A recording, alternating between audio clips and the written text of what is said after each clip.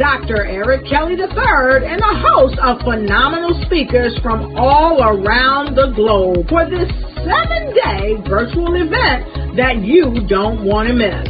The mission of the Black Business Expo is to raise scholarship money from kids all the way from high school, all the way from college. The Black Business Olympics is one of the largest Black business showcases in the world. It is an opportunity for businesses and companies to showcase their businesses globally. We are going to be giving away laptops up to $5,000 away to students.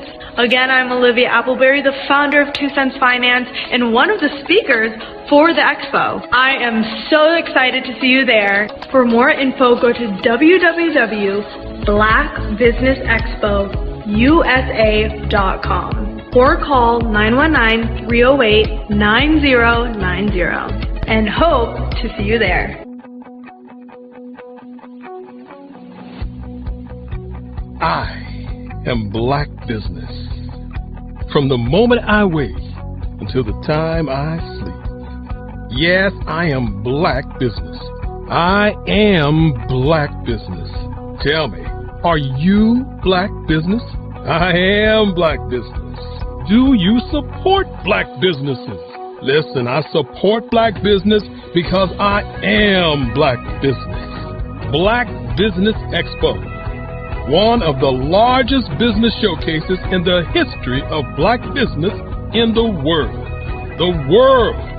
Sign up today at www.blackbusinessexpousa.com or call 919-308-9090.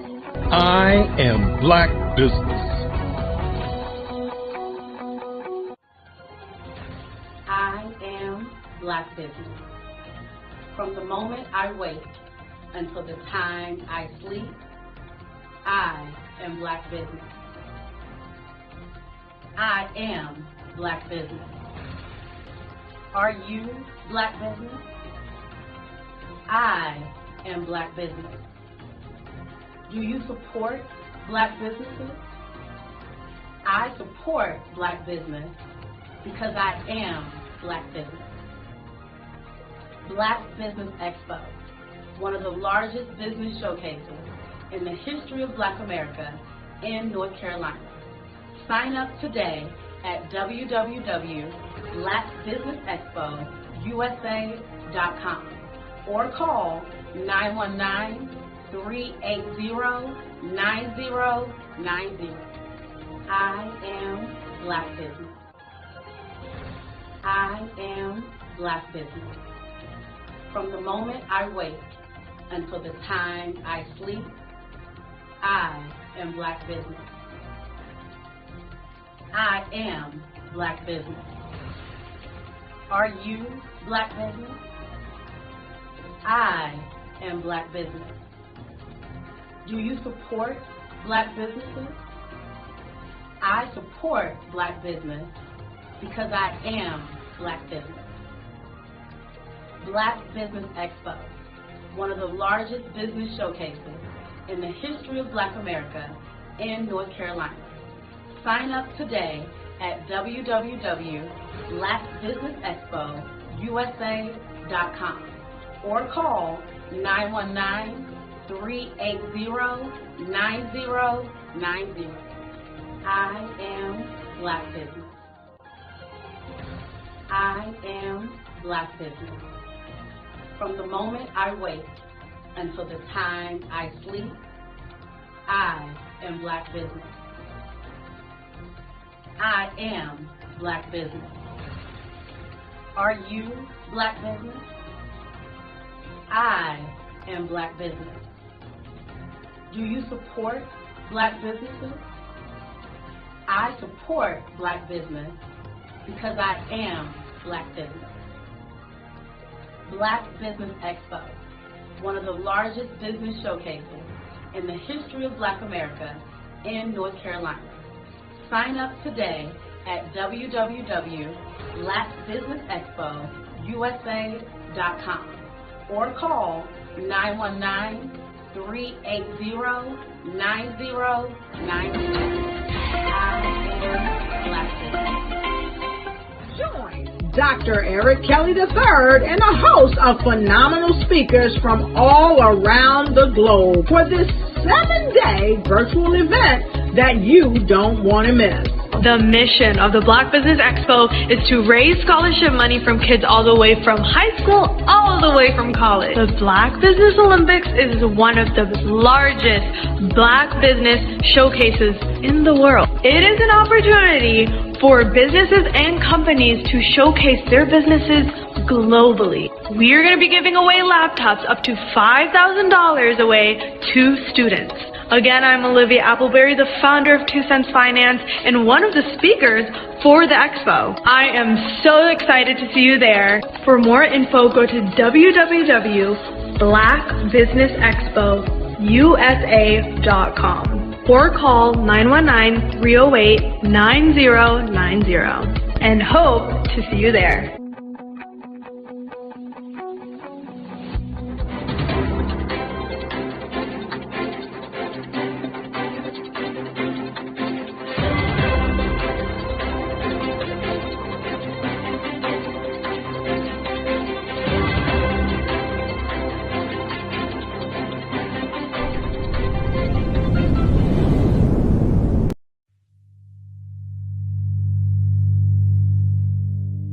So what we have to do is when we get in the spot, we need to create some spots for us.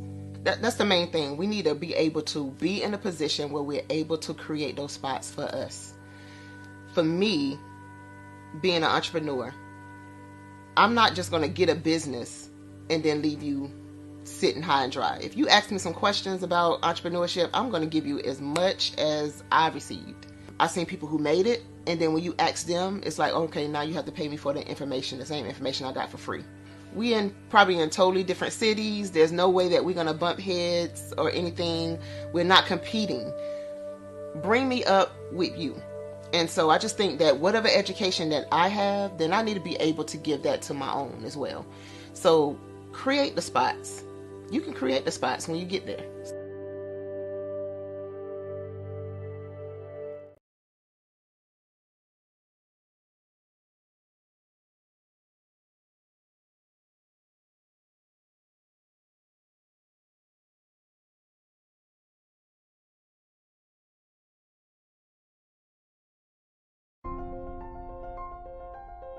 What if you could build your own city? A place where every child can find nurturing people to help them achieve their full potential. A place where every adult can access job training support. Where health education is abundant. Where social justice ruled the land. A place without limitations. Welcome. You have arrived at STEM City, USA. It is what every city should be. A safe and trusted community where you find people and resources to help you become everything you are and beyond. STEM City is unlike anything you have ever experienced. It is a digital twin of the world around you, only better. STEM City is about energy and soul renewal.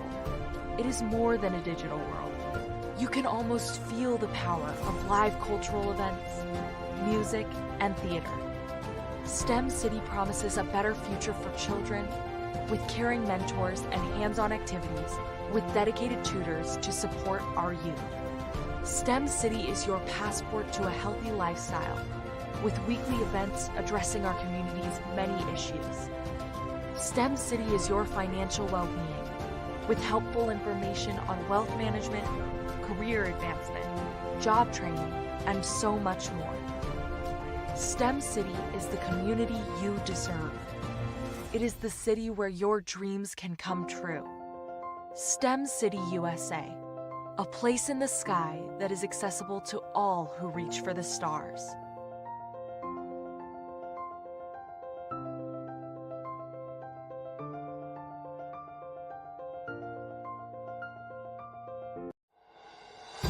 Introducing Electaworld. The metaverse is widely being labeled as the next phase in human evolution. This second world is no longer just science fiction. AR and VR are coming together to form new communities and limitless possibilities, powered by a brand new kind of money, virtual currencies. Our world will be eco-friendly, emitting near-zero carbon, and feature Electa motors and their full fleets of green electric vehicles. This will create real business opportunities where users can actually earn real revenue. Electa World will be completely free of all types of discrimination. No race, gender, sexual orientation, national origin, or any other type of discrimination will ever limit you in Electa World. Electa World will feature around 3,000 plots of lands of various sizes for sale in year one, with a heavy focus on commercial land and luxury residential real estate. More details coming March of 2022. Electa World. Join the new evolution. See, being in business, regardless if you're a non-business or any type of business, is about connecting. It's about hearing new information that can drive you forth. It's more about coming together with people with like minds in order to make your business grow. You don't wake up wanting to be mediocre and just do just enough. You want to excel. You want to be a master in your craft. You want to take it to the next level. So it's not going to happen by accident. So you have to be mindful and think of what can I do today to help take me to the next level. The truth is, your life will only change when you get new information. Your life will only change when you move forward with another level of thinking. This expo is about new information and move your life to another level.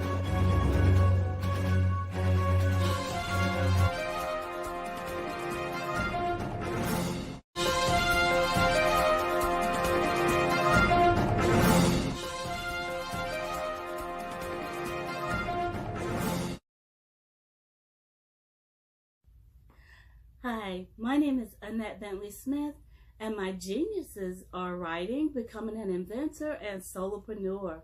I self-published 14 children's books, as well as invented a plush toy and bed sheets that centers around reading and being read to. The trademarked and patent-pending plush toy will play 5 of my stories, soothing music, and you can record your own stories, songs, and messages using your own voice via the USB port. Kobe the Storytime plush tail koala bear also holds a book to put a picture of a child's loved one in it. The bed sheets have an entire bullying book printed on it. It has positive quotes, a word search game, a typing keyboard, and an open book with general questions. It has 2 pillowcases, a top sheet, and a fitted sheet, and it comes in a twin size.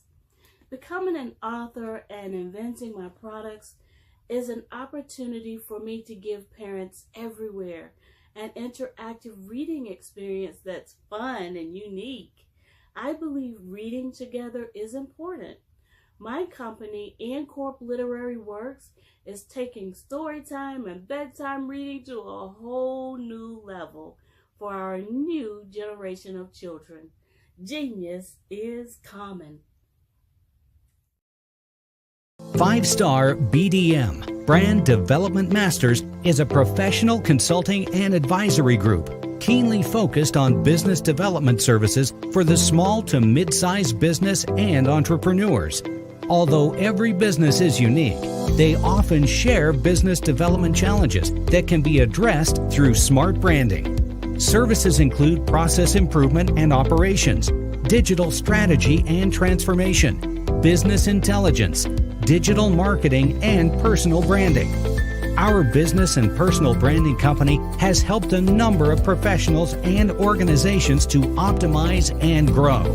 This results in more business, more opportunities, better reach, positive outcomes. Visit www.5starbdm.com today to learn more. Hi, my name is Holly Bird Miller, and I am the Brand and Beauty Ambassador for the Geniuses Common Movement. I have 27 years in sales, marketing, business development, branding, and brand strategy. So my genius is common. What got me into the love of branding and beauty is I love to allow our professional clients to look like the best version of themselves, to elevate their executive presence. So I've surrounded myself with a global team of videographers, photographers, hairstylists, makeup artists, wardrobe stylists, social media managers, and brand strategists to make sure that we are your one-stop branding agency. So I am so proud to be the brand and beauty ambassador for the Genius is Common movement. My genius is common.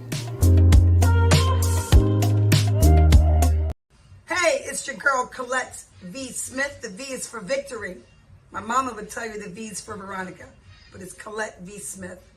The NFL's first African-American woman to coach in the history of the National Football League by way of being the first female in 2017 to coach in New York Jets franchise history. Today, I'm the founder of Believe in You Incorporated.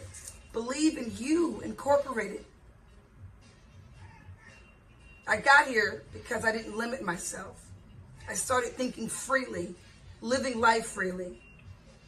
Don't limit yourself. Unleash your power, the power that God created you to be and to have. I got here because I didn't just follow a path. I created my own. You can do the same thing. You know why I know this? Because genius is common.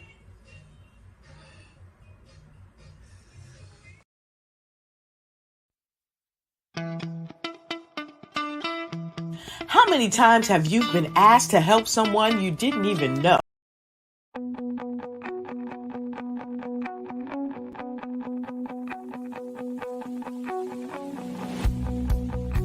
I am Black business. From the moment I wake until the time I sleep. Yes, I am Black business. I am Black business. Tell me, are you Black business? I am Black business. Do you support Black businesses? Listen, I support Black business because I am Black business. Black Business Expo, one of the largest business showcases in the history of Black business in the world. The world! Sign up today at www.blackbusinessexpousa.com or call 919-308-9090. I am Black business.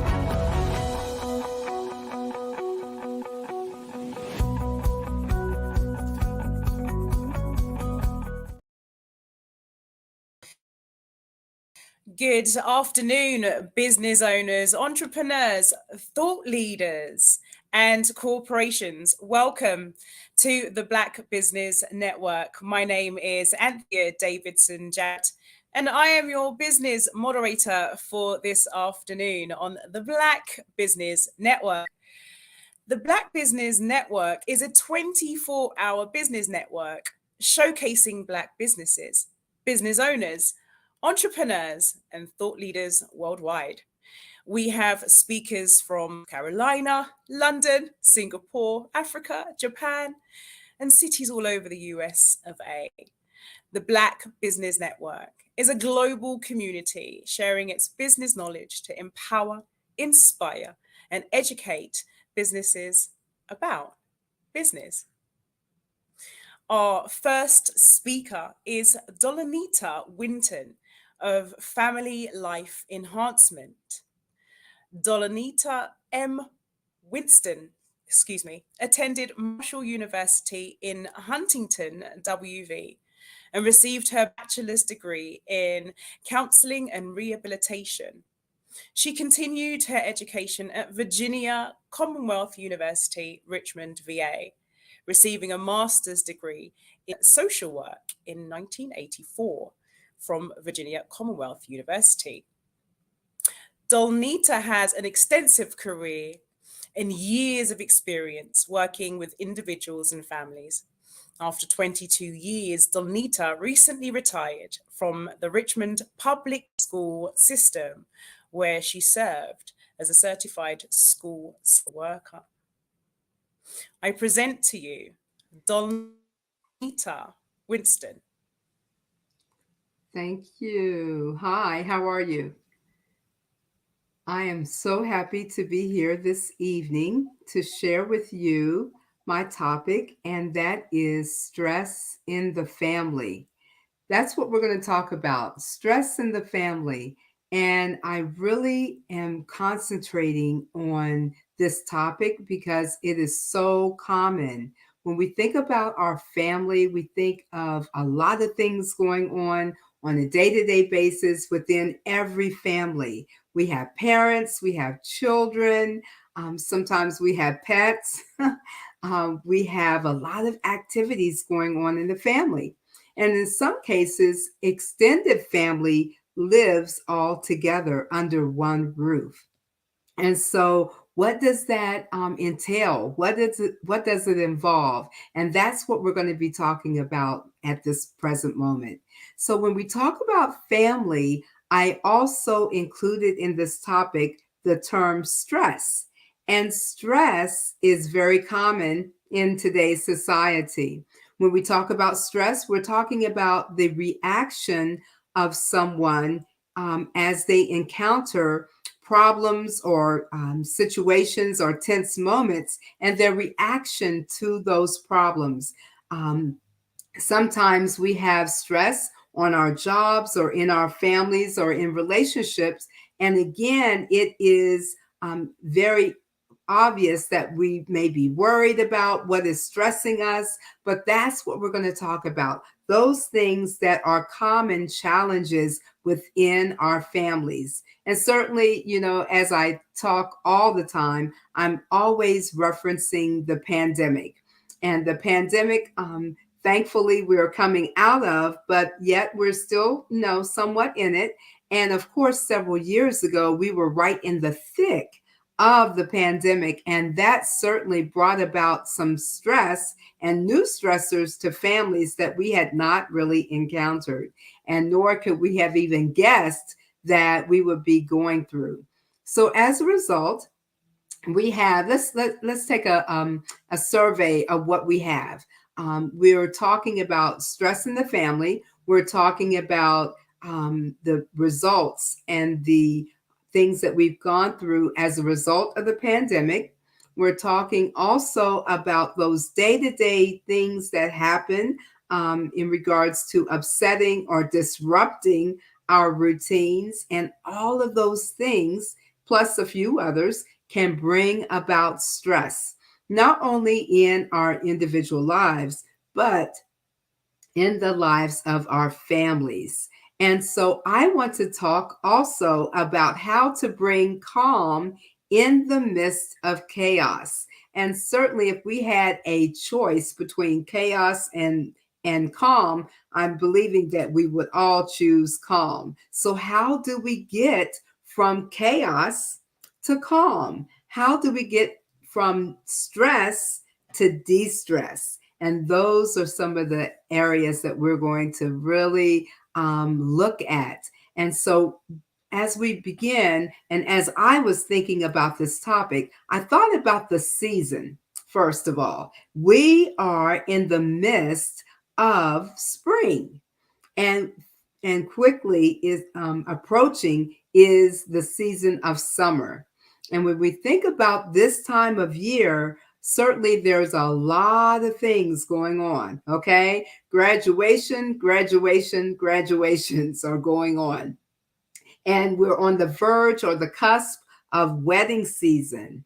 But definitely our young people are graduating. Hey, just the other day, one of my friends, his son was graduating from kindergarten. And so graduations are happening from kindergarten all the way up to college. And certainly it is a busy time for a lot of families.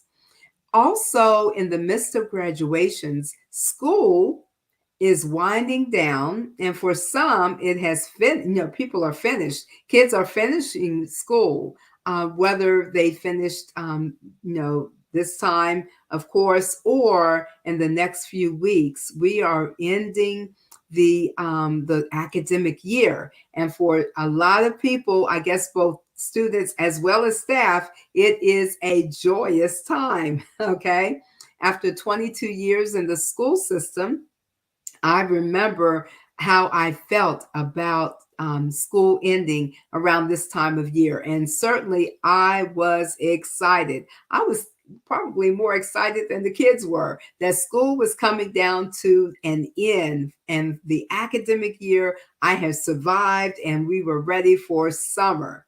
So it again is a very interesting and exciting time that a lot of people are going through. Certainly on our minds, especially if you are a parent, you're thinking about what activities in the summer that your children will be a part of.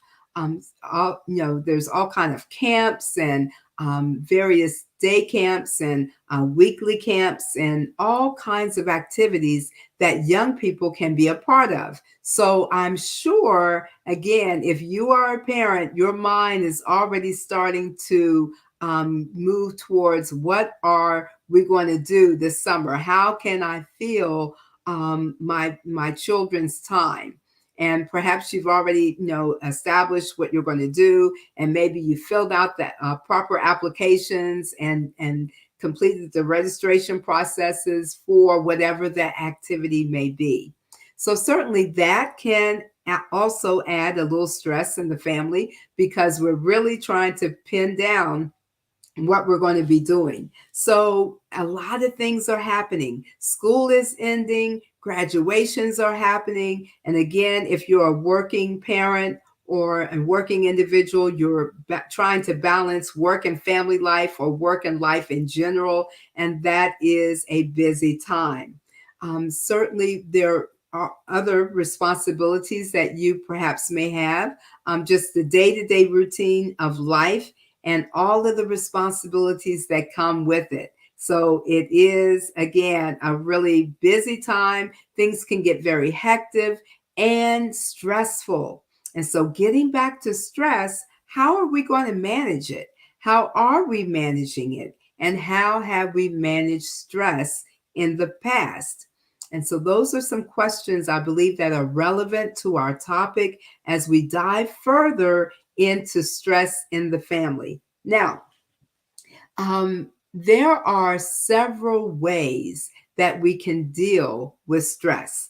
When we talk about stress, we're talking again about even relationships and family relationships. And as our children are going to be home more during the summer, that can cause a little bit of change in schedules. So I want to now shift our focus on how to handle stress. And I want to give you some tips and some tricks and just some little, nuggets as it relates to handling stress in the family. First of all, I honestly believe if you have a structure, and if you have routine, that's half the battle. Certainly, it's so important to have structure in your day-to-day activities and have a routine. Now, there are a lot of kids who are looking forward to the summer because they feel like they can stay up late, sleep, late and all of that. But still, irregardless of that, I believe that kids do better with structure. So yeah, cut them some slack during the summer. Let them sleep late. Let them get up or stay awake longer, and maybe have a few more minutes or so of extra sleep in the day. All of that is fine. But once our kids wake up, what is it that they're going to do? And having that structure, light structure, I call it, throughout the day really helps children. Now, one thing that I can say after, again, being in the school system for a number of years is that a lot of the learning that children receive and the children are involved in during the academic year, when summer comes, a lot of that content, a lot of that information can really can be lost if you really want to know the truth about it. Once summer has ended and kids go back to school, teachers are tasked with the challenge of reminding students of what they've learned in the past and really bringing all that information up so that kids can continue their learning. So my recommendation for that is to include learning opportunities within the summer vacation or within the summer time off from school. And that can be done by a variety of reasons, of ways rather. And certainly it also tackles the challenge of kids getting bored. So I remember when I was a child that I could get bored so quickly, especially in the summer. So I don't think that's changed a lot for kids. So regular activities, structured activities, even during the summer, can really alleviate kids getting really bored and singing the song, "I'm bored, I don't have anything to do." Well, for parents, when we have a plan, it really helps a lot. And so I jotted down some things that parents can consider their go-tos when we talk about how to fulfill or how to fill those days of summer. And a few things that I did write down would be some things that perhaps new things, challenge our children, challenge them with new opportunities, new experiences. I feel that that is so important. Little trips to the library. Yeah, the library, trips to the museum are things that you can implement in your summer activities or in your summer day-to-day routines that really benefit children in the long run. Trips to museums, those nature walks, maybe in the park or going to state parks, visiting those places that gives our children the opportunity to experience new things and to really encourage them to continue their learning. So we have libraries, we have museums, trips, nature trips. Those activities are phenomenal and they really help children just gather additional information, and it really does help. Now, also, with those activities, it's real important to expose your children to other activities such as family time, and certainly if we're talking about those trips to the museum and to the library or what have you, it also serves a dual purpose because you're spending quality time. I'll repeat that, quality time with the family, with your children. And that is priceless. It's priceless. Again, during the winter months, during the school year, it's really kind of jam-packed with activities and certainly, it's getting darker earlier and it cuts into, the daytime and all of that. But during the summer, we have longer days, we have longer periods of time that we can enjoy not only activities, but enjoy one another. And during those family activities, it helps to strengthen relationships.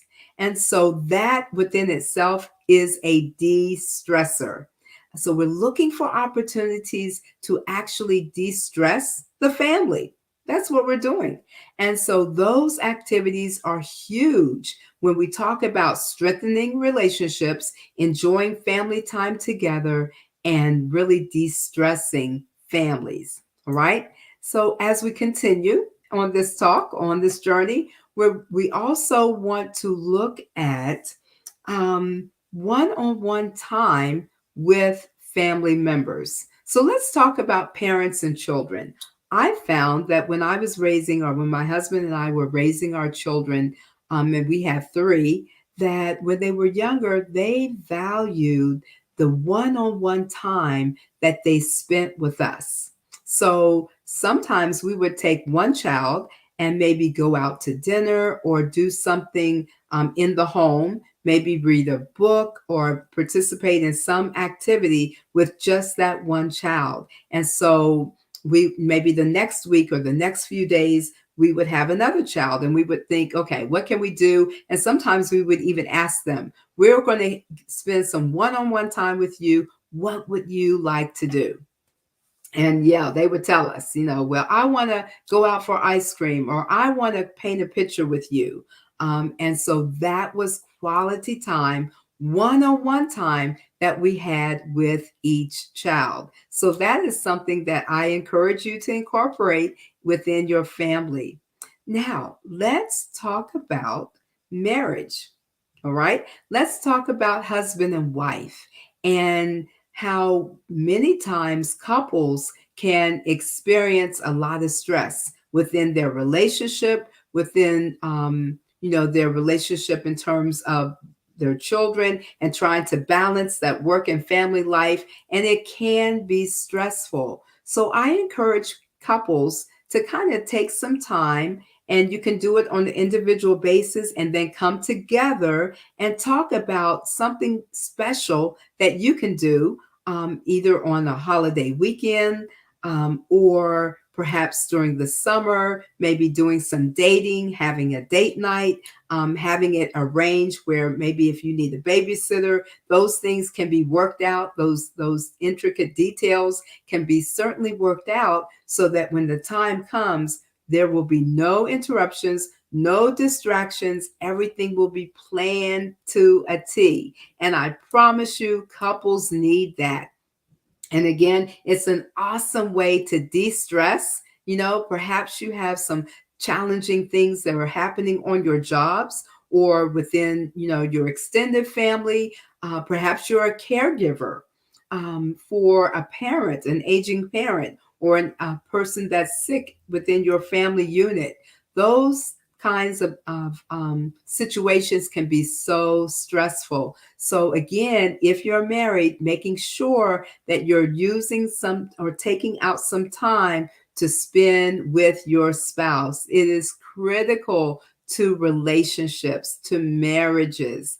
And again, it is a wonderful de-stressor to take a break, and do something very interesting, something that you haven't perhaps done before.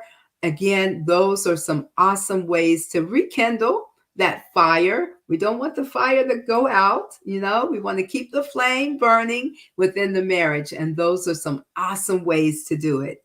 And I really challenge you at this moment, as we've talked about children and parents, as we've talked about husbands and wives, think about it. Take some time and kind of think about creative ways that you can enhance those relationships. And those ways, I promise, will de-stress you and your family. Another thing I really consider important is when families take time to have family meetings or family talks. And those are so important. It really helps if something has been churning in the family. Maybe you have teenagers, and perhaps they're kind of, wanting to test the waters a little bit, and try to maybe test your patience or what have you. It is an awesome way to kind of bring the family together and talk about what is going on. If you're facing a challenge, if there's a situation or a problem that you have encountered, or you have identified that's going on in the family, try a family talk. Try a family meeting. Pull those individuals, all of you together, and just, without a lot of tension, kind of discuss some of the things that are going on within your family. And I can't think of anyone better to do it than you.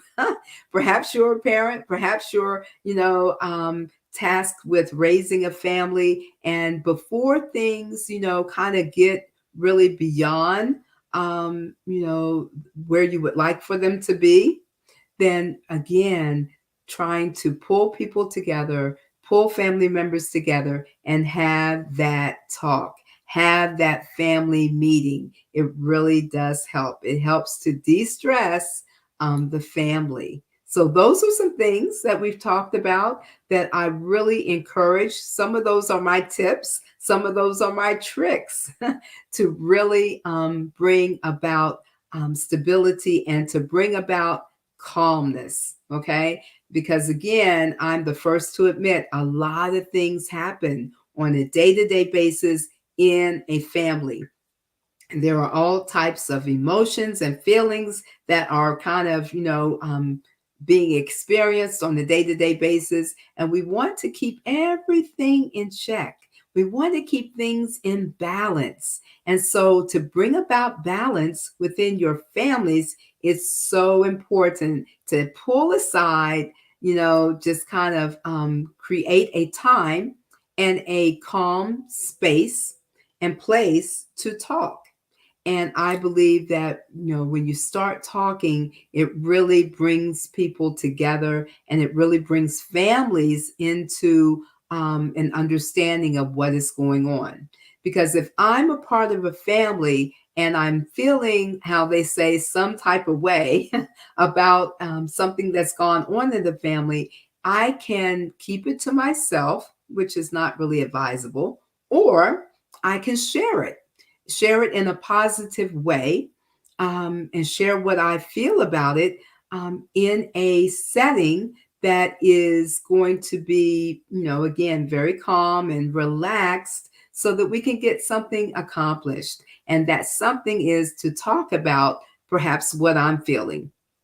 And again, that can be through family meetings. It can be what I call temperature checks, just kind of pulling aside. It could be while the husband and wife are driving, maybe going, somewhere, going to the grocery store or so, and kind of just bringing up certain things. Because again, when we suppress those tense moments, when we choose not to talk about them, it doesn't do us any good.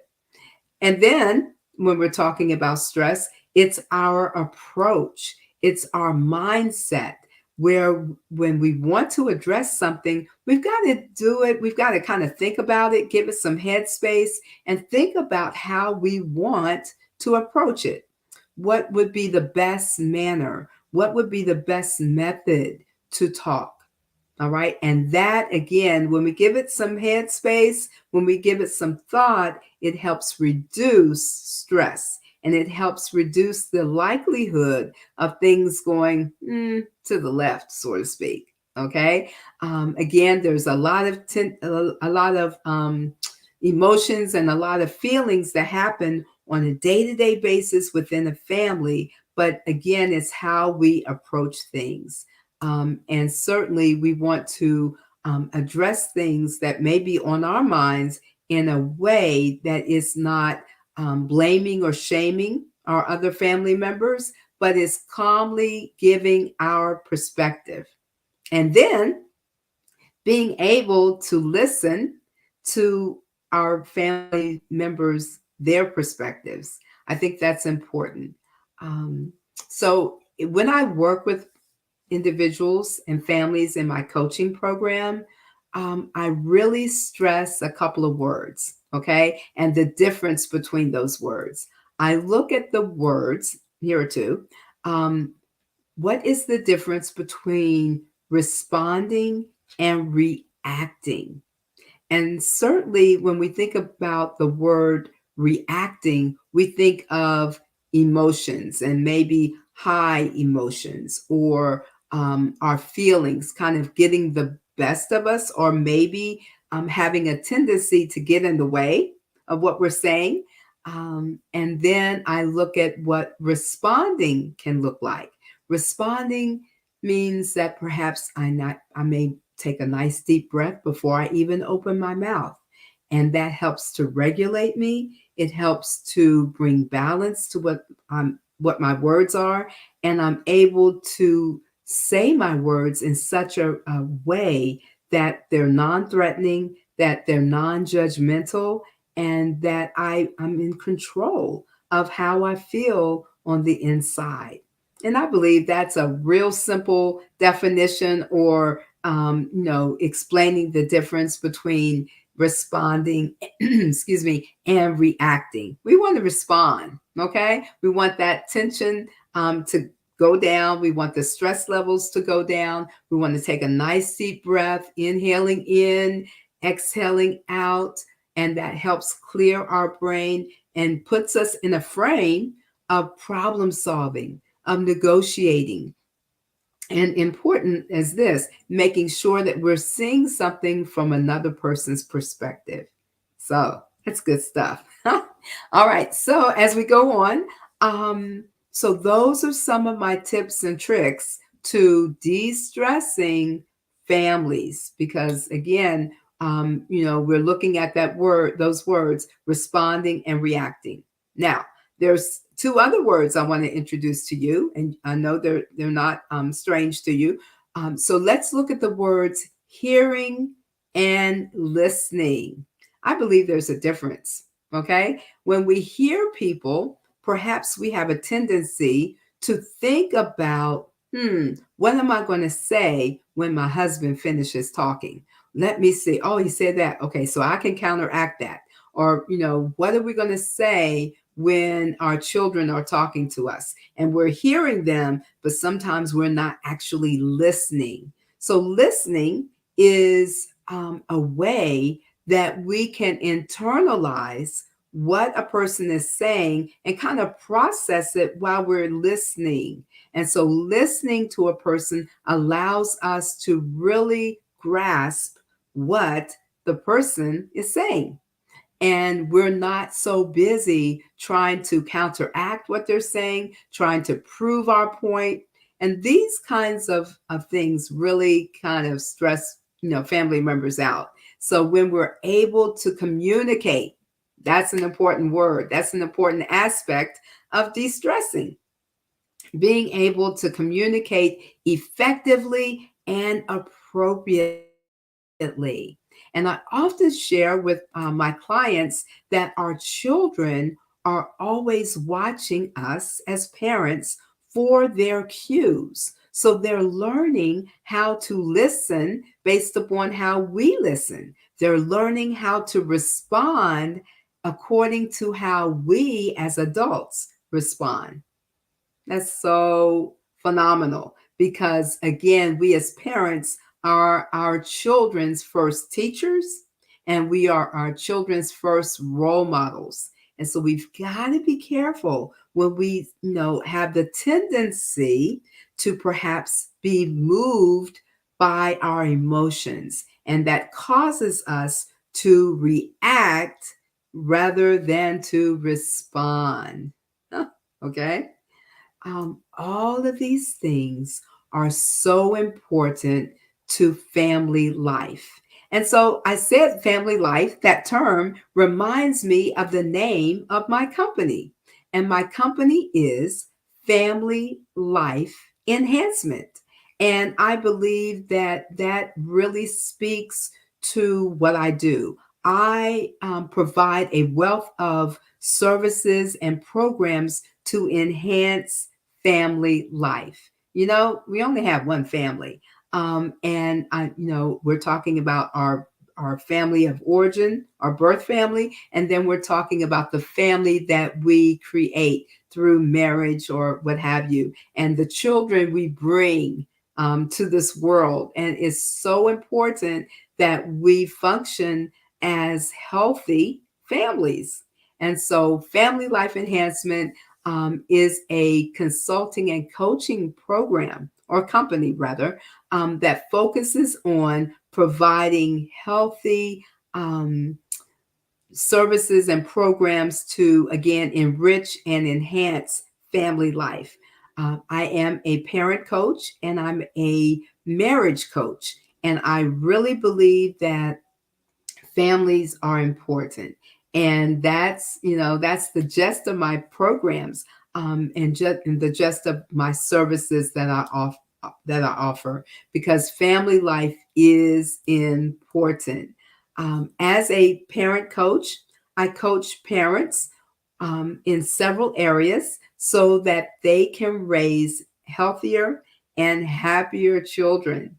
As a marriage coach, I coach couples so that they can have better communication, so that they can have better understanding of each other, and really be able to have a marriage that's enriched and full of the ingredients that's going to take them all the way through their lives. Marriage is so important. And, when children are raised in a family setting, it really gives them a lot of tools to make it as adults. And I know that parenting is so important, and that, I often share with people that I work with that, when our children were small, when they were young, people used to always share with us. They're young now, but they're going to grow up so fast. And now I know what those people were saying. Random people we would see in the restaurant or in the mall, and they would look at our children and, smile and say, "Oh, enjoy them now because they'll grow up so fast." They were right. They were so right. And so I say to you, if you are raising children, hey, guess what? They grow up so fast. So there's all kinds of responsibilities that we have as parents. And that's what I've been tasked to do, to help parents to be and to feel more confident, and to give parents the tools and the strategies that are necessary to raise their children from infancy all the way to adulthood. And we want great children. We want them to be good and effective, adults, and we want them to be productive adults and healthy and happy adults. And so there's a lot of things that we do when they're children to instill those kinds of things, to make sure that they have all the tools they need to be productive adults. So again, we're talking about stress today. We're talking about the ways that we can really come against stress. And when we have plans and when we have a skill or skills, then it really helps us to manage stress. Stress in our families. As I've already forestated, we are experiencing stress on so many levels these days, especially since the pandemic. Perhaps you're working a 9 to 5. A lot of times people have so many responsibilities on their jobs. And people are working, a couple of jobs these days to make ends meet. A lot of people are in upper level management and have responsibilities of a staff. Perhaps you're a business owner or an entrepreneur or a solopreneur like me. Okay. And with those responsibilities comes a level of stress. And I really think I can say this, that all of us, at some point or another, we are subject to stress. And so being able to have those tools and being able to have the strategies to deal with stress, and to know how we can, we can counteract that. And if we have a plan, we have to implement it. And so part of what I feel is my responsibility is to help people come up with a plan for stress. If it's going on a walk, that would be awesome. If it is taking a nature walk or riding in a canoe, or just sitting on your porch or your deck and just taking in the sun, it is so de-stressing. Those activities are awesome. I know we have a small patio in the back of our house, and sometimes I just go out there, have a seat, and I'm just listening basically to the birds. And that's how I de-stress. I love going outside, with the exception of fighting bugs. Don't like that too much. But being able to go outside and just listen quietly, and the birds are just singing and communicating to one another. And that is just peace for me. Yeah. Hi. Hi there. Hi, it's Olenita Winston. I thank you so much for taking the Yes. time to join us and share your expertise, your Thank tips, your you. tricks on how families and couples, individuals, parents can all de-stress. I mean, some of the things that I wrote down very quickly: structure and routine, quality spouse time, quality family time, deep That's right. breathing, long walks, sitting in the sun is one of my favorite activities to do. Yes. Also, thinking about the manner and timing of family talks. I thought that was a really precious thing to share. Responding versus reacting, hearing versus listening. What would be the best way for anyone to connect with you? Please do share. Yes. So I can be reached online. My website is www.familylifeenhancement.com. You can certainly email me at coaching@familylifeenhancement.com. And of course, I could be reached by phone. And my number is 804-238-9553. So thank you for asking. Yes. And thank you for once again coming and sharing your expertise with us. Time is something that we can never get back. That's right. Right. And so, as we all know, genius is common. And I'll see you on the other side. The Black Business Expo's mission is to raise funds for high school seniors going to college or K-12 entrepreneurs. This expo is a fundraiser for students, so you please are urged to visit www.blackbusinessexpousa.com to donate to the scholarship fund, or use the Cash App that's on the screen below. It should be $BBXUSA. Our goal is to give laptops and up to $5,000 to 10 students, and students can register online at www.blackbusinessexpousa.com. Every dollar counts. So we want you. We want to remind you to donate to the scholarship fund. We also want to thank our Black Business Expo USA sponsors for May 2021, and they include NC 100, Moody Capital Partners, Suede Soul, Lotus Ritchie Coaching and Training, Carolina, Virginia Minority Supplier Development Council, Step Management, BHS and Associates, Margie McLean Foundation, Genius is Common, Earth Essentials, Melanie Shani Global, Executive Women's Success Institute, The Quality Coaching Company, Superwoman Business Services, Creative Force Studios, Lee Entertainment, Artistic App Design, and Black Business Expo USA. Genius is indeed common, and I will see you on the other side.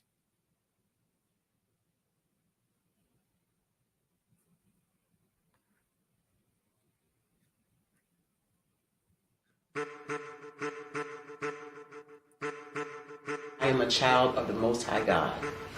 He has gifted me in ways that I could not even imagine and didn't know.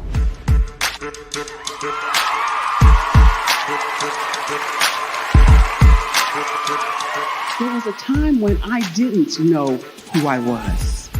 I listened to other people tell me who I should be, what I should do. I listened to people telling me that I should be a boutique owner, that I should be a construction manager, that I should be a laborer. Have you ever felt like you should do something else, be something else, go somewhere else, be wherever you wanted to be, and you felt like you were in a box? Anybody in the room? And you couldn't get out? Anybody in the room? And you kept trying to go and go and you couldn't get out? Anybody in the room? But let me tell you, you need to rock the box. Rock the box.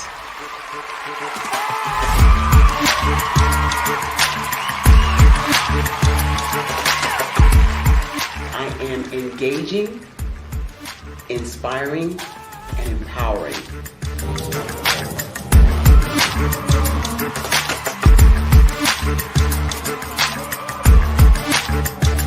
I would give you everything I know. Just by touching you, if I could, by osmosis, give you every single thing I've learned, I've gone through, I know I would. We know that's not possible, but as it is possible, I love to share information with people. Some of you out there, people have told you that you can't be, you can't have, you can't do. But I will tell you, like Kinston said, you can, you must, and you will. If it's to be, it's going to be me. You got to say it. If it's to be, it's going to be. If it's to be, it's going to be. If it's to be, it's going to be.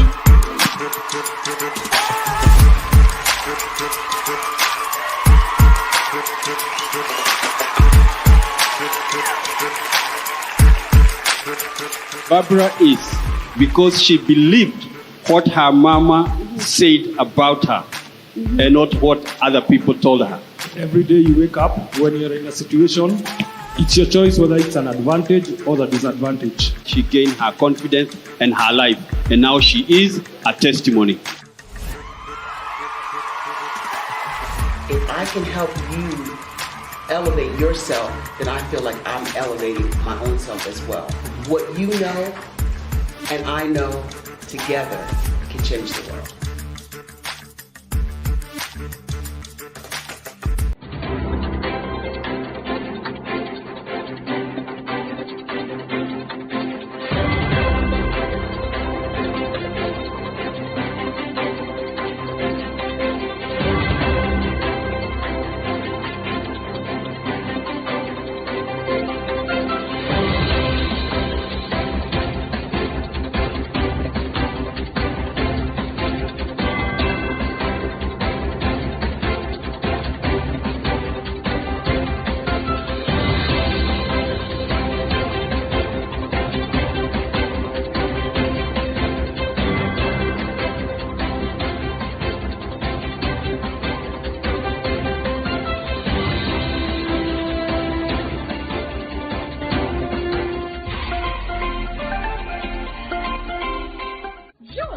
Dr. Eric Kelly III and a host of phenomenal speakers from all around the globe for this 7-day virtual event that you don't want to miss. The mission of the Black Business Expo is to raise scholarship money from kids all the way from high school, all the way from college. The Black Business Olympics is one of the largest Black business showcases in the world. It is an opportunity for businesses and companies to showcase their businesses globally. We are going to be giving away laptops up to $5,000 away to students. Again, I'm Olivia Appleberry, the founder of 2 Cents Finance and one of the speakers for the expo. I am so excited to see you there. For more info, go to www.blackbusinessexpousa.com or call 919-308-9090 and hope to see you there. I am Black Business. From the moment I wake until the time I sleep. Yes, I am Black Business. I am Black Business. Tell me, are you Black Business? I am Black Business. Do you support Black businesses? Listen, I support Black business because I am Black Business. Black Business Expo, one of the largest business showcases in the history of Black business in the world. The world! Sign up today at www.blackbusinessexpousa.com or call 919-308-9090. I am Black Business. I am Black Business. From the moment I wake until the time I sleep, I am Black Business. I am Black Business. Are you Black Business? I am Black Business. Do you support Black businesses? I support Black business because I am Black business. Black Business Expo, one of the largest business showcases in the history of Black America in North Carolina. Sign up today at www.blackbusinessexpousa.com or call 919-380-9090. I am Black business. I am Black business. From the moment I wake until the time I sleep, I am Black business. I am Black business. Are you Black business? I am Black business. Do you support Black businesses? I support Black business because I am Black business. Black Business Expo, one of the largest business showcases in the history of Black America in North Carolina. Sign up today at www.blackbusinessexpousa.com or call 919-380-9090. I am Black business. I am Black business. From the moment I wake until the time I sleep, I am Black business. I am Black business. Are you Black business? I am Black business. Do you support Black businesses? I support Black business because I am Black business. Black Business Expo, one of the largest business showcases in the history of Black America in North Carolina. Sign up today at www.blackbusinessexpousa.com or call 919-380-9090. Join Dr. Eric Kelly III and a host of phenomenal speakers from all around the globe for this 7-day virtual event that you don't want to miss. The mission of the Black Business Expo is to raise scholarship money from kids all the way from high school, all the way from college. The Black Business Olympics is one of the largest Black business showcases in the world. It is an opportunity for businesses and companies to showcase their businesses globally. We are going to be giving away laptops up to $5,000 away to students. Again, I'm Olivia Appleberry, the founder of 2 Cents Finance and one of the speakers for the expo. I am so excited to see you there. For more info, go to www.blackbusinessexpousa.com or call 919-308-9090 and hope to see you there.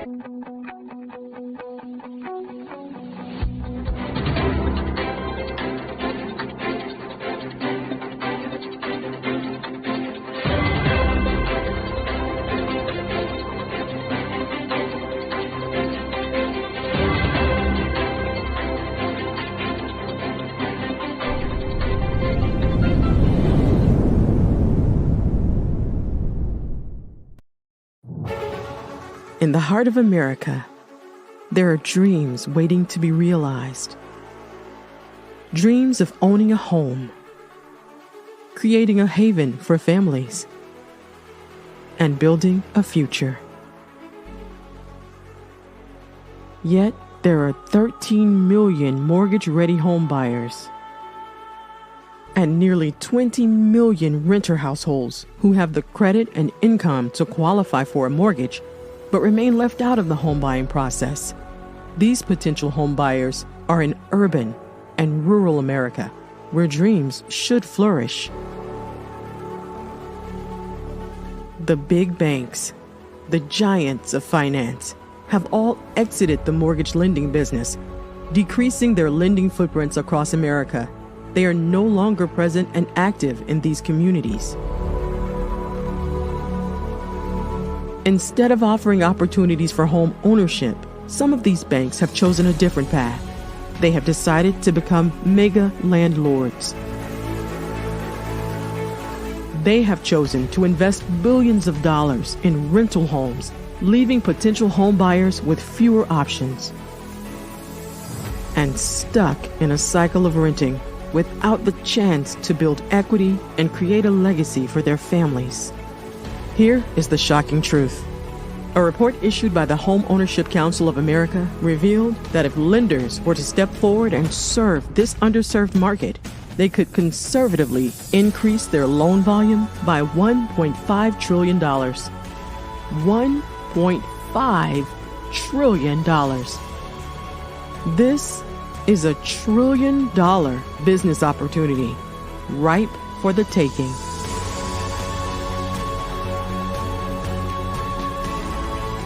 That's why I Have a Dream Home is here. We support the American dream of home ownership in urban and rural America. We believe in the power of social consciousness and the impact it can have on people's lives. Investing in urban and rural America is not just good business sense. It's a moral imperative. Our mission is clear. Become the go-to mortgage lender in these communities. Create a pathway to home ownership for all Americans, breaking the cycle of poverty by empowering families to build wealth, stabilizing our communities, and taking pride in our country. I Have a Dream Home. Unlocking dreams, transforming communities, and rewriting the story of American home ownership. For more information, scan the QR code or visit our website at www.ihaveadreamhome.gold. I'm Ramon Ray, founder of Smart Hustle Magazine and smallbiztechnology.com.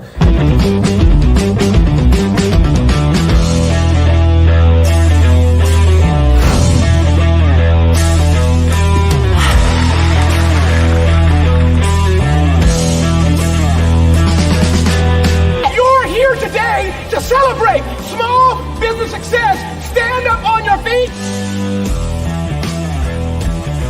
You rocked the house. Hey, thank you. It was amazing. Didn't we learn? For me, success comes from failure. One thing not to do is shake somebody's hand like this.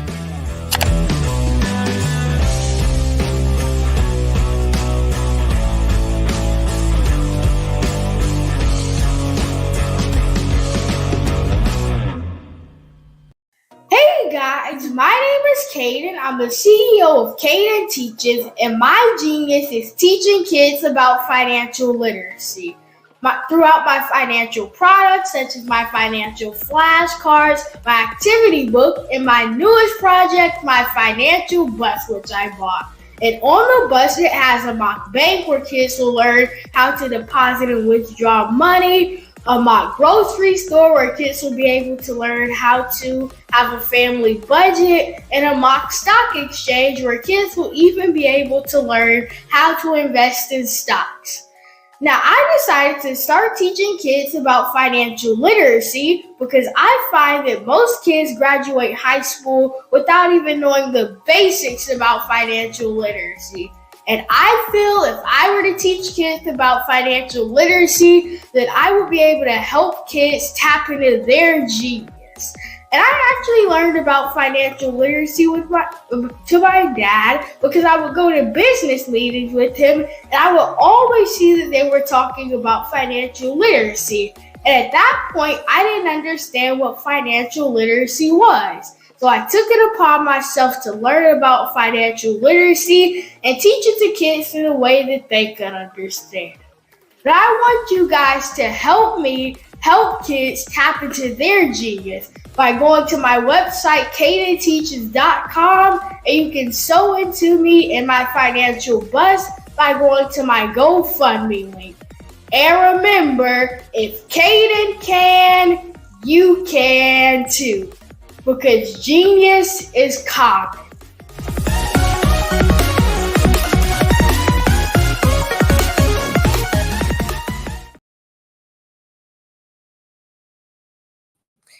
Good evening, business owners, entrepreneurs, thought leaders, and corporations. Welcome to the Black Business Network. My name is Anthea Davidson Jarrett, and I am your business moderator for this evening. On the Black Business Network, the Black Business Network is a 24-hour business network showcasing Black businesses, business owners, entrepreneurs, and thought leaders worldwide. We have speakers from North Carolina, London, Singapore, Africa, Japan, and cities all over the United States. The Black Business Network is a global community sharing its business knowledge to empower, inspire, and educate businesses about business. Our next speaker is Kat Cachado of Woven. Kat Cachado is currently the Community Relations and Partnerships Ambassador at the Women's Veterans Network, that is Woven. Kat retired from the USA Air Force in 2000, where she spent her entire career in communications and project management. She is an advocate and champion for all women veterans and helps them to navigate the transition process from active duty to civilian, which is why Woven was a perfect fit. I present to you Kat Cachado. Thank you. Good morning, good afternoon, good evening to everyone who is listening. I am doing a fireside chat today, and I am speaking with Mia Miller. Mia is a business leader, teacher, mentor, and motivational speaker. She is the Chief Executive Officer and founder of Women Doing Our Own Thing, a business process improvement consulting company dedicated to helping organizations and leaders be more consistent so that they can develop a mindset for success. Mia is also a 20-year veteran of the U.S. Air Force. She is currently a peer leader and Bridges Guide with the Women Veterans Network and was recently selected by the Bob Woodruff Foundation to spotlight her work within the Woven organization. Mia is an avid supporter of the South Carolina Women in Leadership, and she also enjoys working with the Lifehouse Women's Shelter in Rock Hill, South Carolina. Today, we're going to be speaking about presence, bringing your boldest self to your biggest challenges. So I would like for everyone to welcome Mia Miller.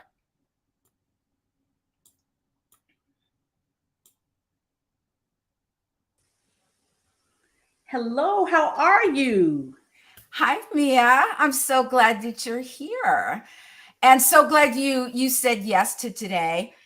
So Mia, if I could take a minute, and I think you will, being a veteran, for everyone who's listening, if you're not affiliated with the military community, we know that a holiday is coming up, Memorial Day weekend. And for a lot of people, it's a holiday, it's a 3-day weekend, it's barbecues, it's graduations, and it is all of that. But I still would like for everyone to remember those people that gave their lives to support the rights of this country and who are no longer here.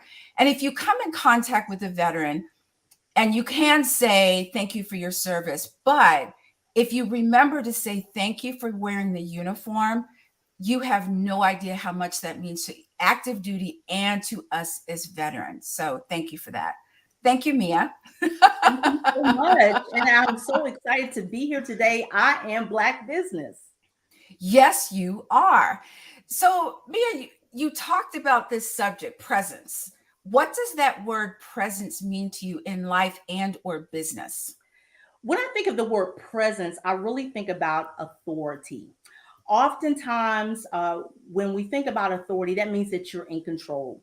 As women, we find ourselves being controlled even when things around us are out of control. And I would like to think that for women, especially, that's our superpower. So it's one thing to be in a situation where you are in control and you feel like you're confident, you know what you're doing. But there's another side of that to where when you're in a situation that you weren't anticipating to happen, and others are looking at you to see how is she going to react to that? What is going to be her response to those things? And so I feel like when we talk about presence, it's really centered around the authority that's inside of you. Does presence have anything to do with showing up and being present? Absolutely, absolutely, because how you show up means so much. Oftentimes, just you being in a physical room, your mind may not necessarily be there. And when that happens, it shows. Believe it or not, it does show. So when you are in a physical space, being engaged, collaborating, conversating, providing your input, all of those things are so instrumental, because if you're just sitting in a room, taking up space, and you're not engaging and providing the things that you have to participate in to make the conversation and to just bring life into the room, then you truly are missing out on a golden opportunity. I'm going to ask this question because a lot of times as women, we are in control of a lot of things in the household, outside of the household. But what do you do when life throws a monkey wrench into everything and you don't have control? And I know as being a veteran, we're really good at quick pivoting. Okay, I can't do this. What's option B? But what kind of advice can you give, or maybe a situation where you had the control and then the control left, or you never had the control? What do you do in that situation? You know, that's an excellent question. And I'm sure that everyone that's watching this has been in that situation one time or another, or you will be. And, you know, I will have to reflect on something that my mother taught me. My mother taught me to always be my best authentic self each and every day. So you have to be honest when you're in a situation that you don't feel like you can handle. And you have to say, I need help. I need help. There's nothing wrong with asking for help, because there are so many people that are around you that may have more experience, that are maybe more capable, and together you can put your resources in one pot, if you will, and make sure that you're working out the situation to the best advantage for everyone that's involved. I remember actually thinking about my military career, many times when I was asked to lead, I was asked to be in front, I was asked to do things that I didn't necessarily feel that I was prepared for, but because I had mentors that were around me, I had people speaking positivity into me, and also I reflected on things that I was taught as a young lady. So all of those things really combined to help me to know that I can do this, I will do this, and I'm going to do it to the best of my ability. So I think it's a little bit of getting comfortable with being uncomfortable, because entrepreneurship is not for the faint of heart. No, it's not. It's hard, and a lot of people think, "Oh, I'm alone," and so sometimes when you're in that aloneness, you don't know who to reach out to when you're in that entrepreneur, and you have a question. You're like, "Who do I go to ask that question?" So I would say surround yourself with people who are in a position where you want to be in 6 months, a year, or 2 years down the road, because they've got that knowledge. So Mia, how have you been your boldest during your biggest challenges? And what does that mean, being bold during your biggest challenge? Definitely, I would say being my boldness has been beginning this business, starting this business of women doing our own thing. And I will be very upfront and transparent. I had no idea what I was doing when I started. Each and every day is truly a learning experience. But I believe that one of the things that I have gained from starting my own business is that every day search for opportunities to get better. Every day search for opportunities where you can grow, where you can expand, where you can learn something. Just as you would have alluded to, surround yourself with people that are doing what it is that you seek to do. And really grab a hold to that experience and that knowledge, that wisdom. Ask questions. There's no such thing as a question that doesn't matter. So ask questions, because you want to be able to gain from those experiences. And that's the only way you're going to do that. I know for myself personally, again, each and every day, I learn something. And I'm grateful that I can say that every day I learn a little bit more and a little bit more. But the caveat to that is to make sure that I teach somebody else. When I'm able to gain something, I always look to see, is there someone else around me that may be seeking to learn something as well, and I can pour into that person to help them to get to where I am. So, passing it on, passing that information to someone who may need it. And the other thing too is networking, getting out there. Some people don't know how to network, and it's going to take a few times for you to get out there, but you've got to meet people. If you have a business, you can't be just me, myself, and I in business. That's not going to work. Well, it could work, but you're not going to make any money. That is so true. That is so true. Networking is very important. And that's actually something that I've built into my business plan to make sure that I'm very intentional about getting out there, meeting people that are doing things that are similar, and maybe even some people that are doing some things outside of what I'm doing. But in all those situations, you can still learn something. So it's very important to put yourself out there, to be bold, as you were alluding to, and not being afraid to make a mistake. There's no such thing in my mind as failures. There's only lessons that you can learn and grow from. Absolutely. I call it failing forward. That's what I call it, because it just sounds better, but also taking baby steps. You don't want to just jump in the deep end of the pool. If you can't swim, you want to kind of dip your toe in, check out the water, then you put your legs in, and it's going to be messy. I have a coach of mine that says, messy is beautiful. So stop getting ready to get ready. Just jump in and do it. Absolutely. So Mia, in your opinion, I meet a lot of veteran entrepreneurs. What makes military veterans such great entrepreneurs in your opinion? In my humble opinion, I just believe that one of the things that makes us wonderful entrepreneurs, awesome leaders, is the fact that we're committed. We understand what it means to be committed to something and to see something all the way through. We understand the work that goes into making something happen. We also are very, very knowledgeable when it comes to teams, making everyone a part of the team feel valued. So as I've grown in my military career and even in corporate America now as a business owner, that is really one of the biggest assets that I see that people who are affiliated with the military have, that a lot of people don't necessarily have. And that's being able to work with all types of people in all types of situations, but to make every individual know that they are valued and that they are needed. Absolutely. So let's talk about your entrepreneur journey. What was it that inspired you? Because you've worked in the civilian sector and now you are an entrepreneur. What was it that just kept gnawing at you that you wanted to be an entrepreneur?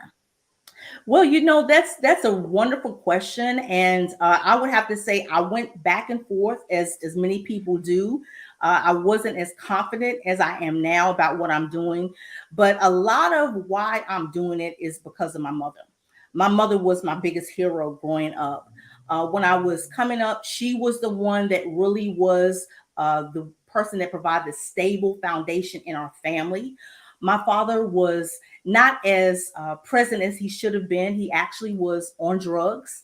And so my mother ended up being my mother and my father. She was the one that I knew that I could go to if I needed something.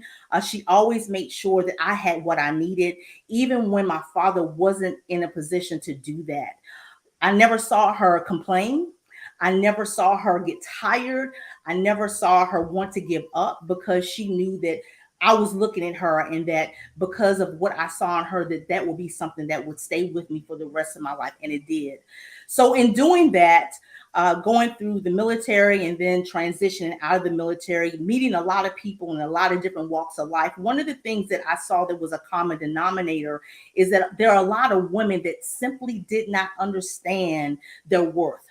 There are a lot of women that, even though on the outside they look beautiful and they're very poised, but on the inside there's so many things that are pulling at them to keep them from really not having everything together. And so I just believe that if I could go through everything that I went through and be successful, why not be able to share that knowledge and that support and that love in some cases with another woman? So that was really what started my journey to doing that, is that I really wanted to pass the legacy that my mother gave to me on to someone else. I don't have any brothers and sisters. I don't have any children. So in that regard, I don't have anyone to pass the things that she taught me on to. But I said, you know what, why not do this and pass it on to other women that definitely can benefit from what she implanted inside of me. I love that, because it sounds like our why for being part of Woven is kind of the same. You know, you want to be able to pass on information and let them know that it's going to be okay. You're going to get through this, you know, because connection is huge. And, you know, connection is something as simple as a smile, or, oh girl, I love your shoes. What's that? You know, something, oh, you look awesome today. You know, just something as simple as that, connecting with people. And if you connect with people, I think your world is so much richer. Absolutely. So Mia, let's talk about women doing our own thing. What is the mission of your organization? So women doing our own thing, essentially, we are created to make lasting improvements. And so the goal of Women Doing Our Own Thing is to work with those organizations, those businesses, those leaders, to help them to identify, to analyze, and to make those lasting improvements, whether it's in their processes, their systems, their products, and their services, so that they can be more efficient and more effective. I love that. Is it just for women, or is it men and women? My primary customer is women, but absolutely, I am open to helping anyone that wants to utilize our services. Absolutely. Can you give us an example of someone you helped in your organization? Sure, absolutely. So for instance, I had an opportunity to work with a nonprofit organization, which was very unique. And when that particular organization came to me, they were looking to totally restructure how they market themselves. Interestingly enough, even though they had been in existence for several years, there was a lot of structure that was missing. So I worked with the leadership team to help them to develop standard operating procedures in order for them to be able to create strategies as far as how they wanted to have a forward-facing approach. I work with them to really try to dive into what is the next going to look like for them. So we did a current state analysis, and then we also looked at what the future state of the organization would be, identified gaps as to what was missing, how are we going to get there. And so I was able to come up with a plan of attack, if you will, for them to be able to implement some of the new programs that they wanted to bring into their organization. So it sounds like you're a systems girl. I do a little bit of a lot of different things. I can do systems, I can do technology, I can do people. So yes, I'm very well versed. Yeah, a lot of military people love systems. You know, they want give me a system and I can follow it completely. Absolutely. So Mia, how do you balance the demands of running a business with your family and other responsibilities? You know, I would have to say it's my faith. My faith in God keeps me grounded. It really keeps me really understanding that it's not just about me. It's not just about me. There's a greater work. There's a greater purpose that I'm serving. And, you know, in everything I do, I really try to do with the spirit of excellence, because I just believe that that's who God made me to be. And so in everything that I try to do, I give it my all. I make sure that I'm taking in consideration everyone involved, and that I make sure that I try to help as many people as I can along the way. So definitely my faith. It's not always easy. I'm not going to say that it's a cakewalk, but definitely my faith and my relationship with God helps to keep me focused on what the ultimate goal is. What do you think your biggest challenge has been in getting your organization up and running? I would say my biggest challenge has really just been able to find people that really are willing to commit to the vision. So often you have a vision, you know what your vision is, you're excited about your vision, but getting other people to see it the way you see it, that's a totally different animal there. So just really getting people to really buy into the vision and love it as much as you do. And I don't think that really is something that will ever happen, because that's your vision, that's your heart. But just finding people to really see what could be, because the vision is all about future, thinking about what's next, what's ahead. So being able to change people's views and perspective, to shift them into really seeing what the possibilities are. Which actually helps you get into bringing your boldest self to your biggest challenges. Yes, it Am does. I right in that? Absolutely. Yes, it does. So I think in order to get to your vision, you have to know what your why is in the first place. Would you agree to that? I would definitely say so. And one of the things I like to share with other leaders is that it's important for you to have your own personal vision statement. We have organizational vision statements, mission statement, goals, those type of things. We need to have that for ourselves individually. And so if you build that for yourself, that will always give you something to fall back on when maybe there are some times in your business that things just aren't coming together like you want them to. Reflect back on why you're doing this. Am I doing this because I truly love what I do? Because if you love what you do, you're not going to stop no matter what. You're going to keep going. It might be a little hard, but you're not going to quit. You're not going to allow yourself to be a quitter. So that definitely is something that I think is really important, and something that I try to implement for myself, is to have a vision for myself personally, and then allow that to really tie into the overall organization as a whole. I would agree with that. I also agree with what I have is my why I'm doing this is plastered on my vision board. It's plastered everywhere, because when entrepreneurship gets hard, and it will, go back to your why. Why are you doing this? And then that gives you the, oh yeah, okay, I remember that. Okay, let's keep it moving. Yes, that's true. So how do you think your military experience has prepared you for entrepreneurship? What types of skills did you learn in the military that have helped you today? I would say one of the skills that I learned being in the military is patience. Because being in the military, we have to hurry up and wait. Right. So patience absolutely is something that the military taught me, and taught me well. Thank you, Uncle Sam, for that. And also I would say just being able to see the best in people. Being able to see maybe what people don't necessarily see in themselves. I can reflect upon a lot of different times in my career where I've worked with people that were less ranked than I was, and people that were very senior in rank.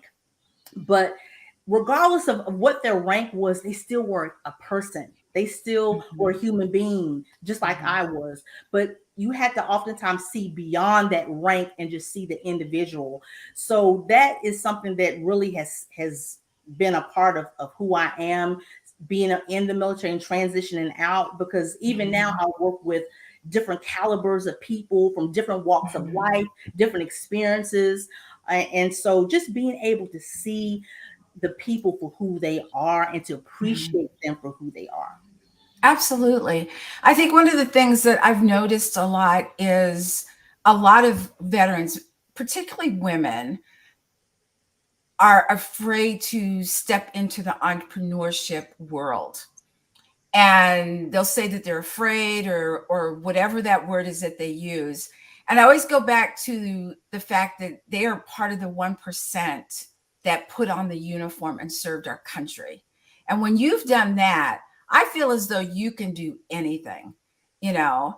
And like your mom, I was a single parent. So, you know, you have to do all and be all in the military. And so when it came to, you know, being in business or even doing my podcast, I was like, what's the worst that can happen? You know, right? That's like, true. okay, let's just try it. Let's see what happens. You That's know? so true. That's so true. Being in the military, you see so many different things, and that gives you a greater appreciation for just life in general. And a lot of things that people get upset over, that they lose, you know, their wits about. If you've been in the military and if you've experienced anything, you have a different outlook as to what really is important.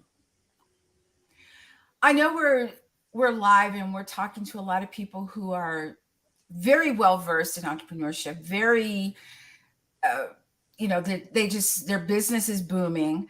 But what words of advice would you give to maybe someone who's listening and they have this idea, but they're just kind of sitting on it? And in being bold and in being present, what is one tip or some advice you could give them into just taking a little step forward? I would have to say that if you believe it, you can achieve it.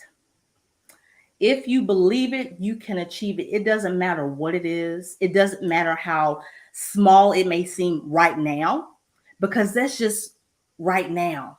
Once you truly put some effort and some work behind it, it's going to grow, it's going to flourish, and so many people are going to benefit from what you can do. So I just would have to say, if you believe it, you can absolutely achieve it. And so many people are waiting on your idea. So many people are waiting on your invention. So many people are waiting on your business. So don't keep us waiting. We need you.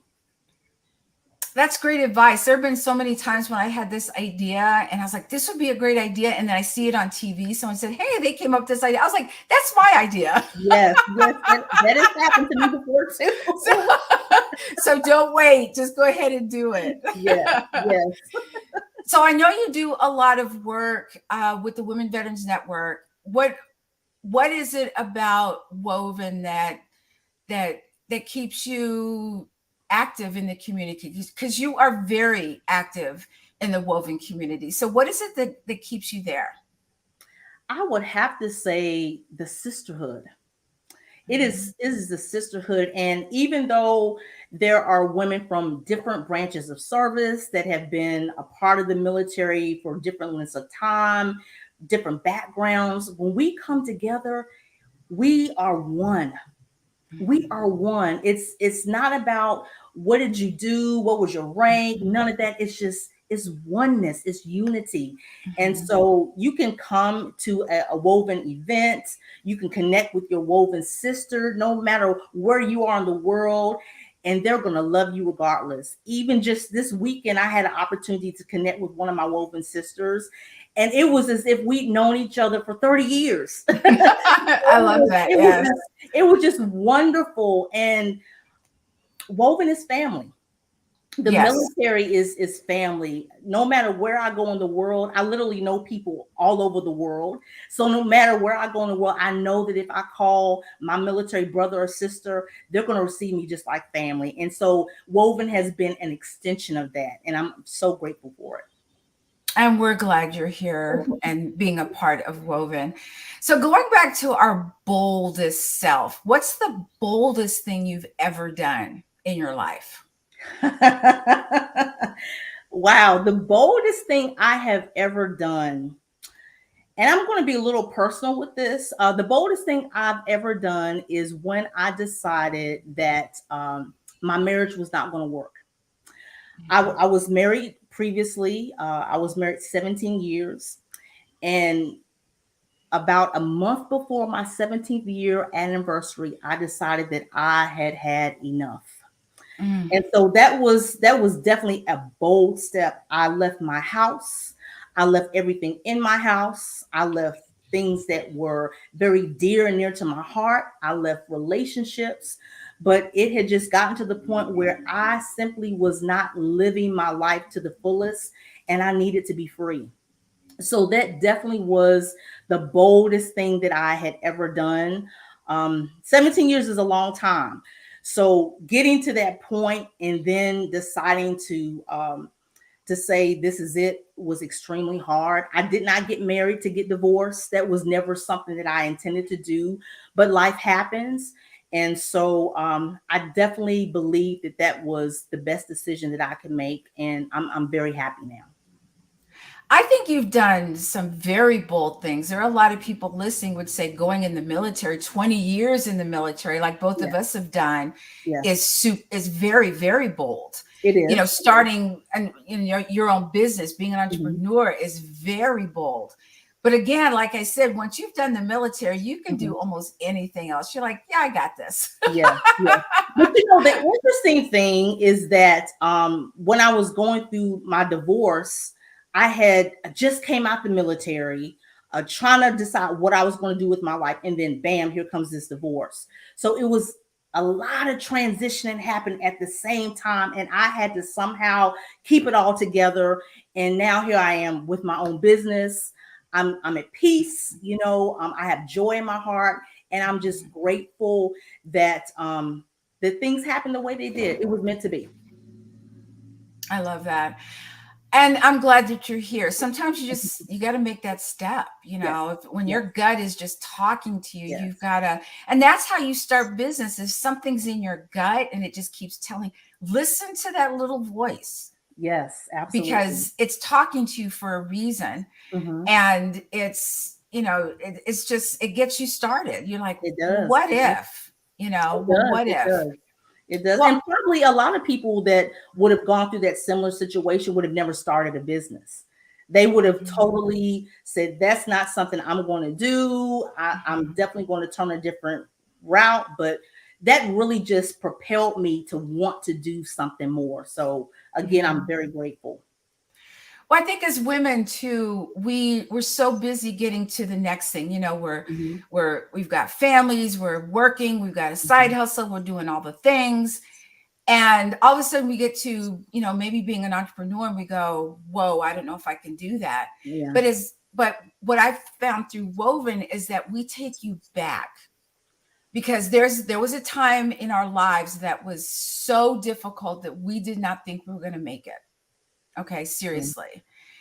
And so you forget about it because now you're here to talk about it. But when you look at that and you're here to speak about it now, how much stronger are you because of that? So if you can get through that situation, you can push that button to do that podcast. You can get that business going. You can do anything, because I think women are just freaking phenomenal. Yes, we are awesome. We are awesome. I won't forget my male counterparts. Y'all are awesome too. I'm just saying. And one of the things that I love about Woven is that Woven allows you just to be you, to take the mask off and just to be real. You can come to Woven. You can cry in Woven, you can yell at Woven, you can throw things if that's what you need to do. But Woven really allows the women veterans just to be real and to sometimes tap into some areas that they had kept suppressed for a very long time. But it's a healing journey. And Woven goes right along with you each and every step of the way. And going back to when we talked about connection. Yes. When you connect with someone, they just feel like they're in this safe place. And as entrepreneurs, when you get a client, you don't want, have you ever done this at networking event? And they're like, here, I'm this person and this is what I do. And here's my card. And then they go to the next person. You're like, and I dump them in the garbage. I'm like, yeah, I'm not talking to you. That's true. That's true. That's true. I don't know why that happens, but that's true. So, Mia, how do you take care of you? As entrepreneurs, we're so busy getting our side hustle, our business off the ground. We're doing all the things, but the one thing we forget is us. So how do you take care of you? What activities do you have in place to fill up your cup so that you can continue to help others? I make sure that I give myself permission to take time off. You know, as an entrepreneur, sometimes you feel like you always have to be at every meeting. You have to always get this contract done. You have to always call this client back. I make sure that I give myself permission to take some time off. And when I say take time off, I don't mean that I'm checking my emails or I'm looking at text messages. I literally take time off. I shut completely down from social media, from emails, from text messages, phone calls sometimes as well. And I just allow myself to enjoy life, because so many times I can think back to when I was going through the motions, but I didn't really appreciate what was happening. So I'm learning to appreciate what's happening now. And even with this business, again, every day I learn something different. I work with a lot of wonderful people. I meet a lot of awesome people, and just really being able to appreciate those relationships and those connections that we were just talking about, it means so much, because let's be honest, we don't know what's going to happen tomorrow. We never thought that COVID was going to happen. So worst case scenario, let's say your business shuts down tomorrow. What do you have to fall back on? Who do you have to fall back on? So all those things are so important. Absolutely. Well, Mia, it's been wonderful. I'm so glad you said yes to being here. And I hope that you get a chance to come back and we hear an update on what you're doing. And I guess we have to go now. So okay. Well, thank you so much for the opportunity. This has been awesome. Thank you so much. Thank you, Mia. Thank you. Bye. Bye-bye. This has been awesome. I mean, I've been just nodding my head and taking notes, and so I just want to thank you for sharing such valuable information. Thank you, Miss Carchado, and also Mrs. Miller. Thank you for your vulnerability and transparency, as well as your wisdom. I've really truly appreciated it. I mean, some of the things that I've taken down is that, you know, the importance of passing on the legacy of staying in tune with self and kind connection, supporting the empowerment of women in business and family, understanding that your vision is just that, and it's yours to materialize by all powerful means necessary. Being clear on your personal as well as organizational whys, reminding us of the value and wisdom of patience as well as sisterhood, acknowledging and appreciating the value of all people you encounter in life. I was reminded that everything happens for you, not to you. And as well as, if you believe that you can achieve it, ain't nothing to it but to do it. I think that's what the Americans say, right? The world is waiting for you. And for you to share your healing and gifts. So genius is clearly common here. And I just want to thank you. How is it that we can connect with you? What would be the best ways? Please do share. Absolutely. I would say the best way to connect with me is through my website. My website is womendoingourthing.com. Womendoingourthing.com. Thank you again for your time. Time is something you cannot get back. I appreciate you and wish you all the very best. Thank you so much for this opportunity. The Black Business... You're more than welcome. The Black Business Expo's mission is to raise funds for high school seniors going to college or K through 12 entrepreneurs. This expo is a fundraiser for students. You may go to www.blackbusinessexpousa.com to donate to the scholarship fund, or use the Cash App $BBXUSA. Our goal is to give laptops and up to $5,000 to 10 students. Students can register online at www.blackbusinessexpousa.com.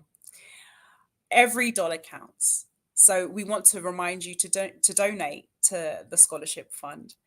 We want to thank our Black Business Expo USA sponsors for May 2023, and these include NC100, Moody Capital Partners, Suede Soul, Lotus Rich Coaching and Training, Carolina, Virginia Minority Supplier Development Council, Step Management, BHS and Associates, Margie McLean Foundation, Genius is Common, Earth Essentials, Melanie Shani Global, Executive Women's Success Institute, The Quality Coaching Company, Superwoman Business Services, Creative Force Studios, Lee Entertainment, Artistic App Design, and Black Business Expo USA. Genius is common, and I'll see you on the other side.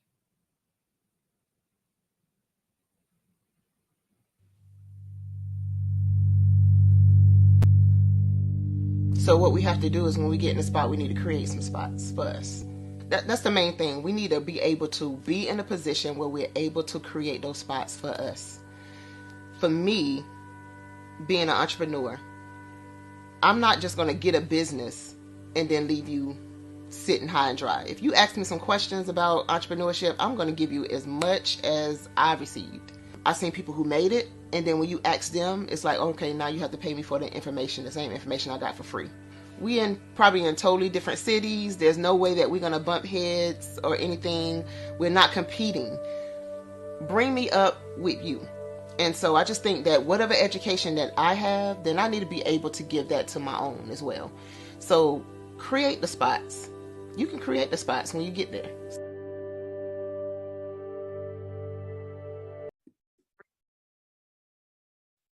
Hello, I'm Dr. Madeline Ann Lewis, President and CEO of the Executive Women's Success Institute. And my genius is helping women accelerate the path to success. You know, I was blessed to have strong women in my life who encouraged, motivated, and pushed me to do my best and to never even think about giving up on my dreams. So I say to women, we must show up to rise up. We have talents and potential, but who will see them if we don't speak up and get noticed? I know that women are a tremendous resource on this planet. Genius is common. And my genius is nutritional strategy. I am Shawnee Smith, the owner and creator of Can Do Spice. Can Do Spice was created because I knew that adding herbal and mineral supplements to my diet did not have to be boring. In fact, because I'm a food enthusiast, I knew I could create something flavorful and explosive that also had the benefit of adding herbal supplements such as sea moss, bladderwrack, burdock root, and black seed, just to name a few. I invite you to take this journey with me where we come together and take control of our nutritional health. It is my way of sharing my genius, the gift of flavor and the healing power of herbs to the world. What is your genius?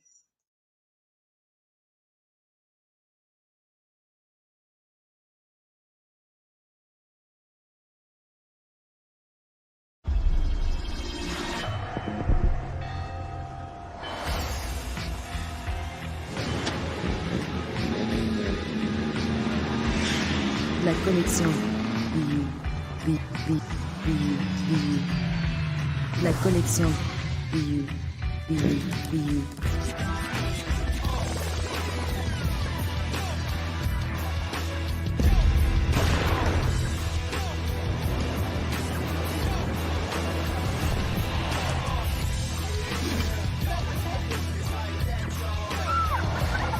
In a world obsessed with the cult of celebrity,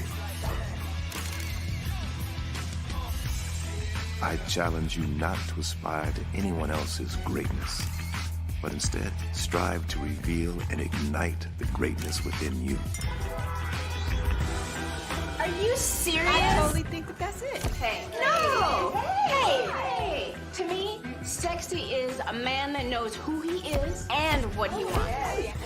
He's comfortable. You look at him, you see him, he's just comfortable being himself. And you're like, baby, be you. Be you, baby. Just be you. I like it. Introducing the Be You collection, exclusively available at K&G Fashion Superstore.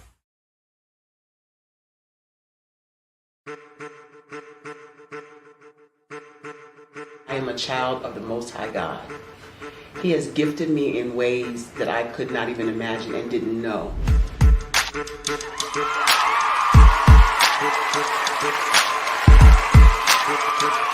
There was a time when I didn't know who I was. I listened to other people tell me who I should be, what I should do. I listened to people telling me that I should be a boutique owner, that I should be a construction manager, that I should be a laborer. Have you ever felt like you should do something else, be something else, go somewhere else, be wherever you wanted to be, and you felt like you were in a box? Anybody in the room? And you couldn't get out.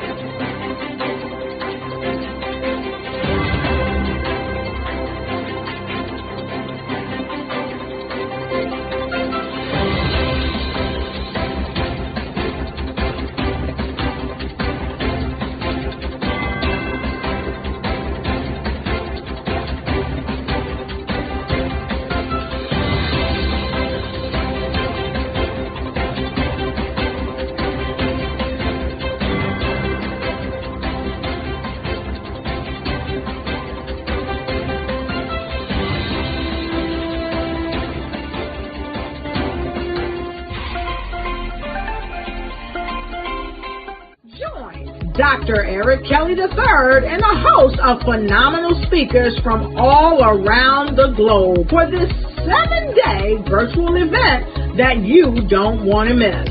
The mission of the Black Business Expo is to raise scholarship money from kids all the way from high school, all the way from college. The Black Business Olympics is one of the largest Black business showcases in the world. It is an opportunity for businesses and companies to showcase their businesses globally. We are going to be giving away laptops up to $5,000 away to students. Again, I'm Olivia Appleberry, the founder of 2 Cents Finance and one of the speakers for the expo. I am so excited to see you there. For more info, go to www.blackbusinessexpousa.com or call 919-308-9090 and hope to see you there. I am Black Business. From the moment I wake until the time I sleep. Yes, I am Black Business. I am Black Business. Tell me, are you Black Business? I am Black Business. Do you support Black businesses? Listen, I support Black business because I am Black Business. Black Business Expo, one of the largest business showcases in the history of Black business in the world. The world! Sign up today at www.blackbusinessexpousa.com or call 919-308-9090.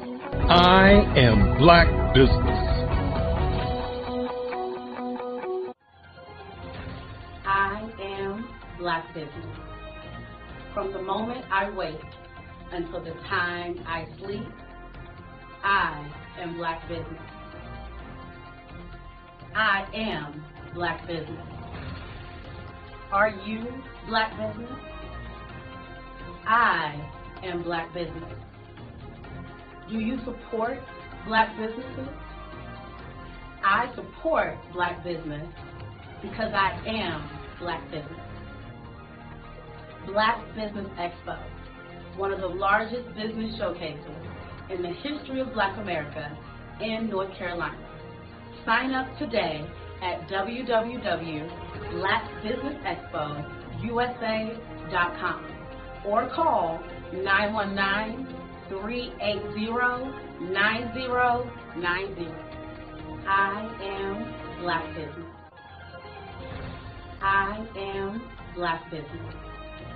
From the moment I wake until the time I sleep, I am Black Business. I am Black Business.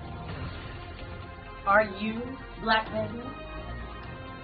I am Black Business. Do you support Black businesses?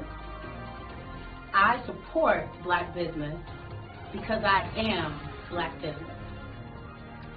Black Business Expo, one of the largest business showcases in the history of Black America in North Carolina. Sign up today at www.blackbusinessexpousa.com or call 919-380-9090. I am Black Business.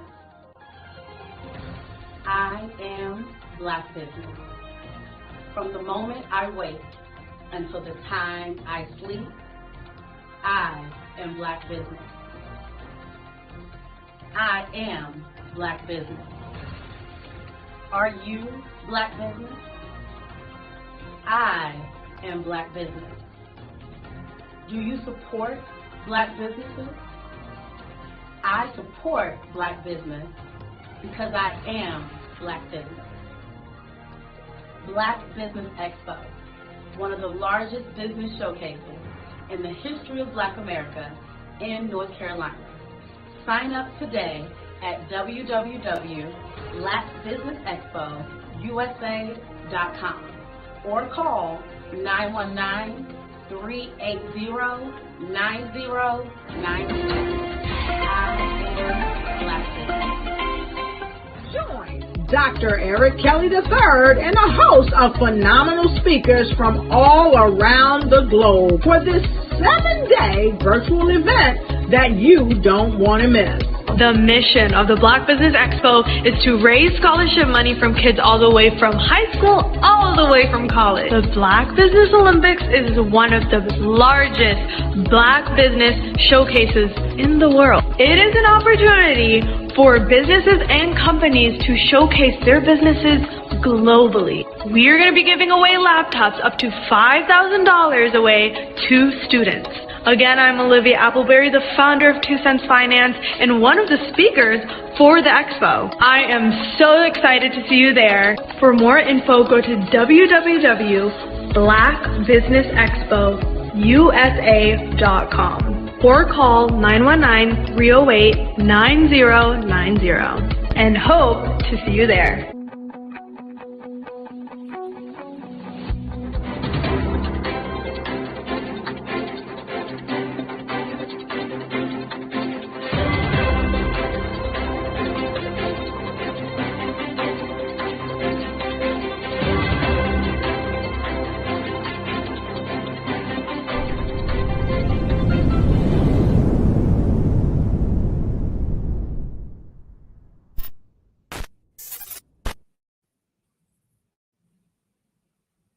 Good afternoon, good evening, good morning, wherever you are, business owners, entrepreneurs, thought leaders, and corporations. Welcome to the Black Business Network. My name is Anthea Davidson Jarrett, and I am your business moderator for this evening on the Black Business Network.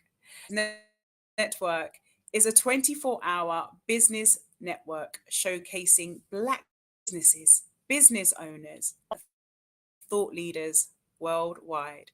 We have speakers from North Carolina, London, Singapore, Africa, Japan, and cities all over the United States. The Black Business Network is a global community sharing its business knowledge to empower, inspire, and educate businesses about business. Our next speaker is Kadira Mohammed of Omnipotent Consulting. Kadira Mohammed is a marketing, automation, and systems engineer and CEO of Omnipotent Consulting.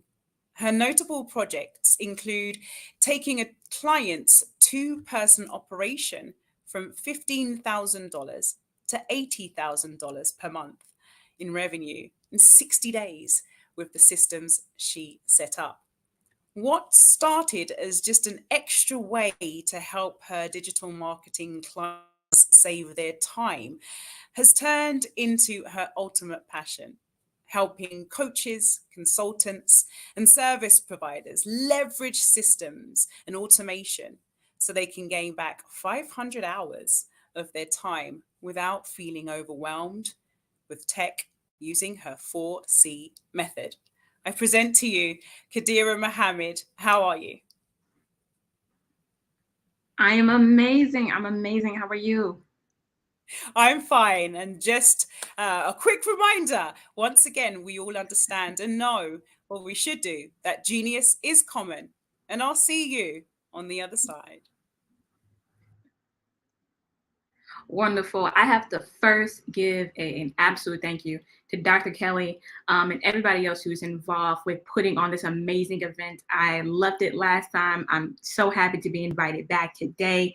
And just like our lovely moderator said, I'm going to be talking about automation and, more importantly, how you can use it without feeling overwhelmed, because it's very easy as a business owner.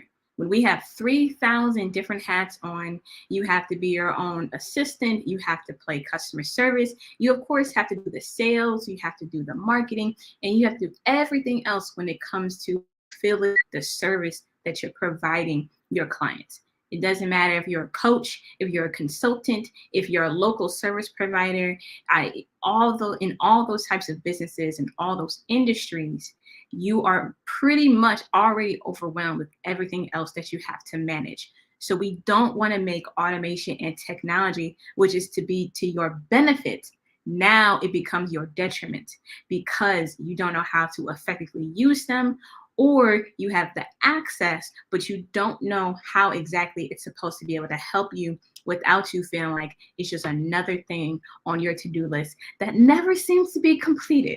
It always gets more and more added onto it, right? So what I do is I come into different businesses and I help especially coaches, consultants, and local service providers who are all client-based businesses be able to have their marketing and their sales more streamlined, and also their client onboarding.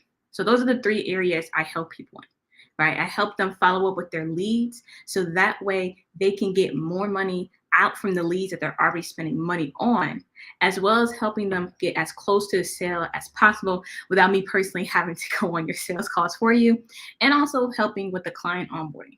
Those are three areas so many business owners miss when it comes to saving them time. And in my opinion, time is a way more valuable asset than money, because you can spend money, but you can get an infinite amount of money back. But you can't spend time or really waste time and then get the time back, right? The hour that I'm going to spend here is a valuable hour that I'm going to be here with you all. I'm happy to give this hour. But in other times, if I don't have my systems and I don't have my technology and automation in place, my time could be wasted doing something that ultimately is not really worth my time to begin with. And you want to be able to savor your time and give it to the things that matter most to you, or the people that matter most to you. So what I want to do in this conversation and in this presentation is talk about those three areas: your client onboarding, your sales follow-up, and your lead nurturing. I want to talk about those three areas as the key areas in any business owner, any client-based business owner's company, and how you can automate those three areas to help you save 500 hours of time.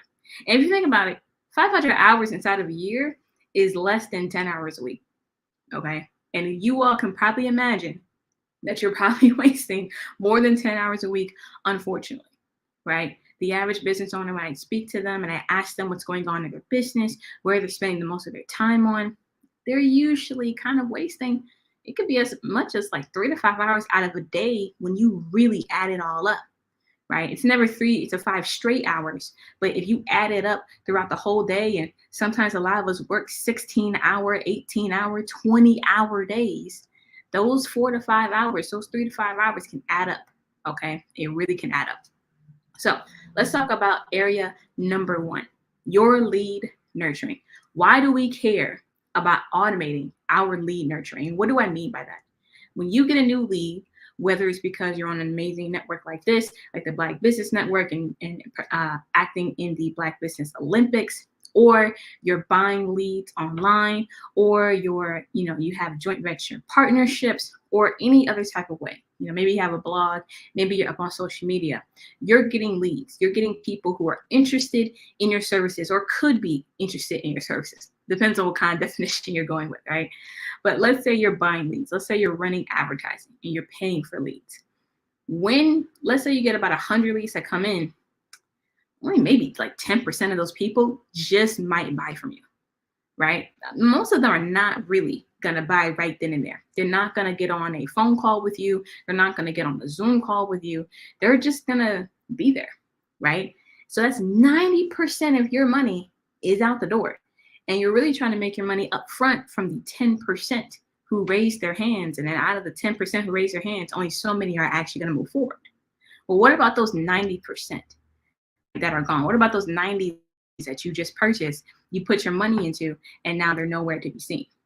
Well, what you want to do is improve your lead nurturing process, right? What do I mean by that? We need to automate the process of being able to get those leads to like you, to know you, to trust you, and to also raise their hand and say, hey, I'm interested. What's the next step, right? Now, in the past, you had to do all the calling, you had to do all the emailing, you had to do all the texting, or maybe you weren't even texting and you were just trying to do the other two on your own, okay? But that's extremely inefficient. It's extremely inefficient. And it's not that following up with your leads is a waste of your time, but if you have so many leads, and you have so many people who could be kind of interested in what you have to provide, that can be extremely overwhelming. And you still have other parts of the business that you have to focus on. So how can you start to automate that, right? This is why you want to install technology, but the right way. What I don't want you to do is buy the latest software. You listen to me and you're like, all right, Kadir, great. I'm going to go find a lead nurturing process, a lead nurturing little software, a lead nurturing AI bot, and I'm going to buy it, and I'm going to pay $49 a month, $97 a month, $200 a month, and I'm just going to go do that. And you go on your phone and you look up anything and you go buy it. That's not useful to you.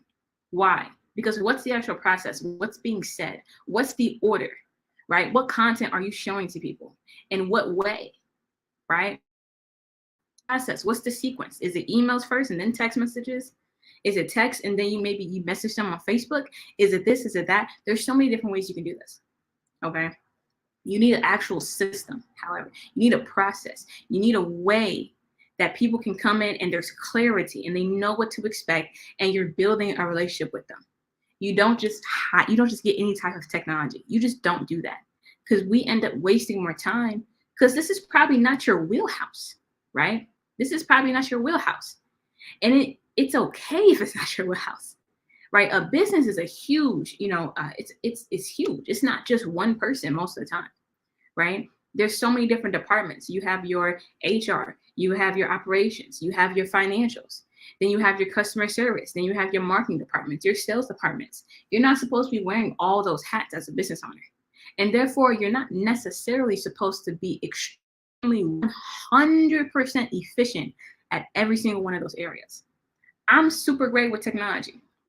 I had to have an hour-long conversation with my accountant in order to get a better understanding of my financials, in order to get a better understanding of how my QuickBooks is supposed to look and all this stuff, because that's not my area.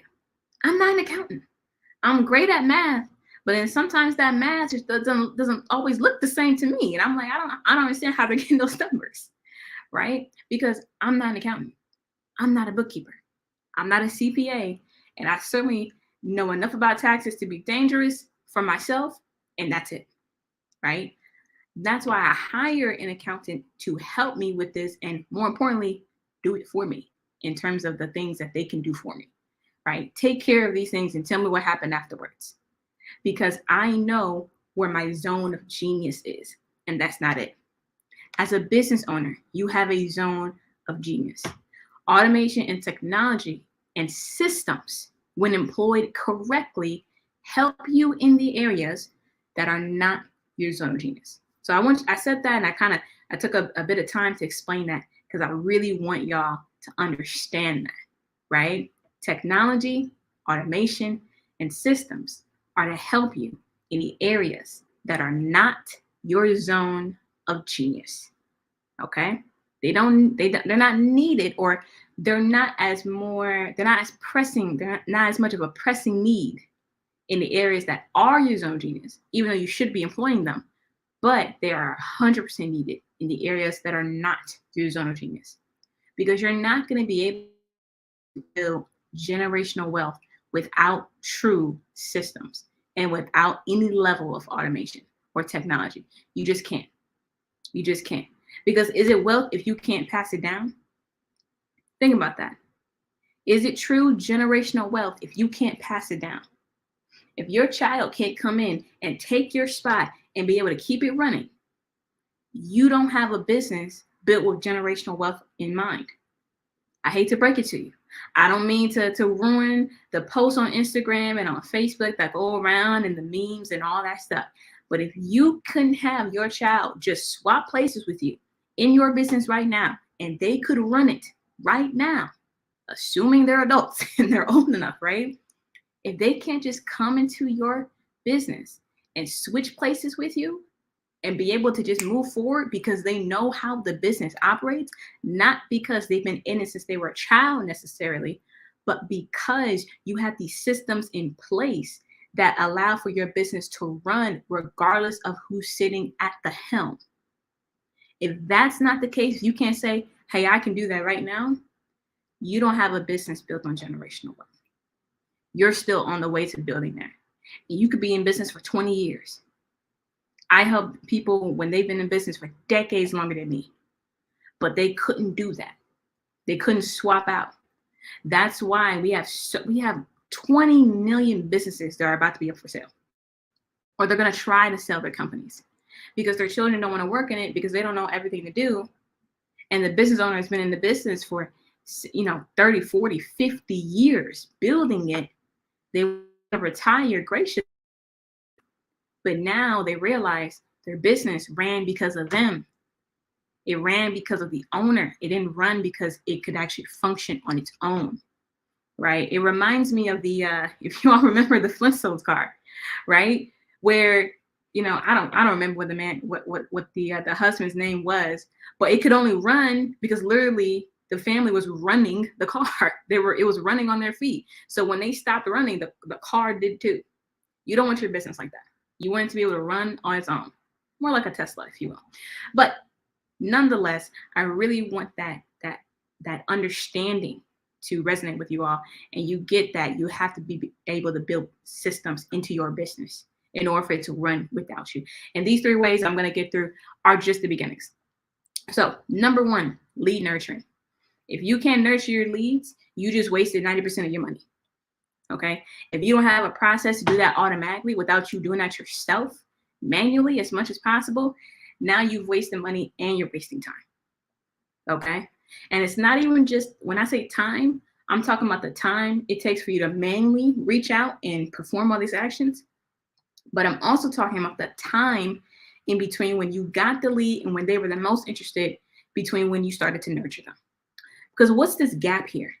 This is a gap. And the more time it takes you to reach out, engage, follow up, right?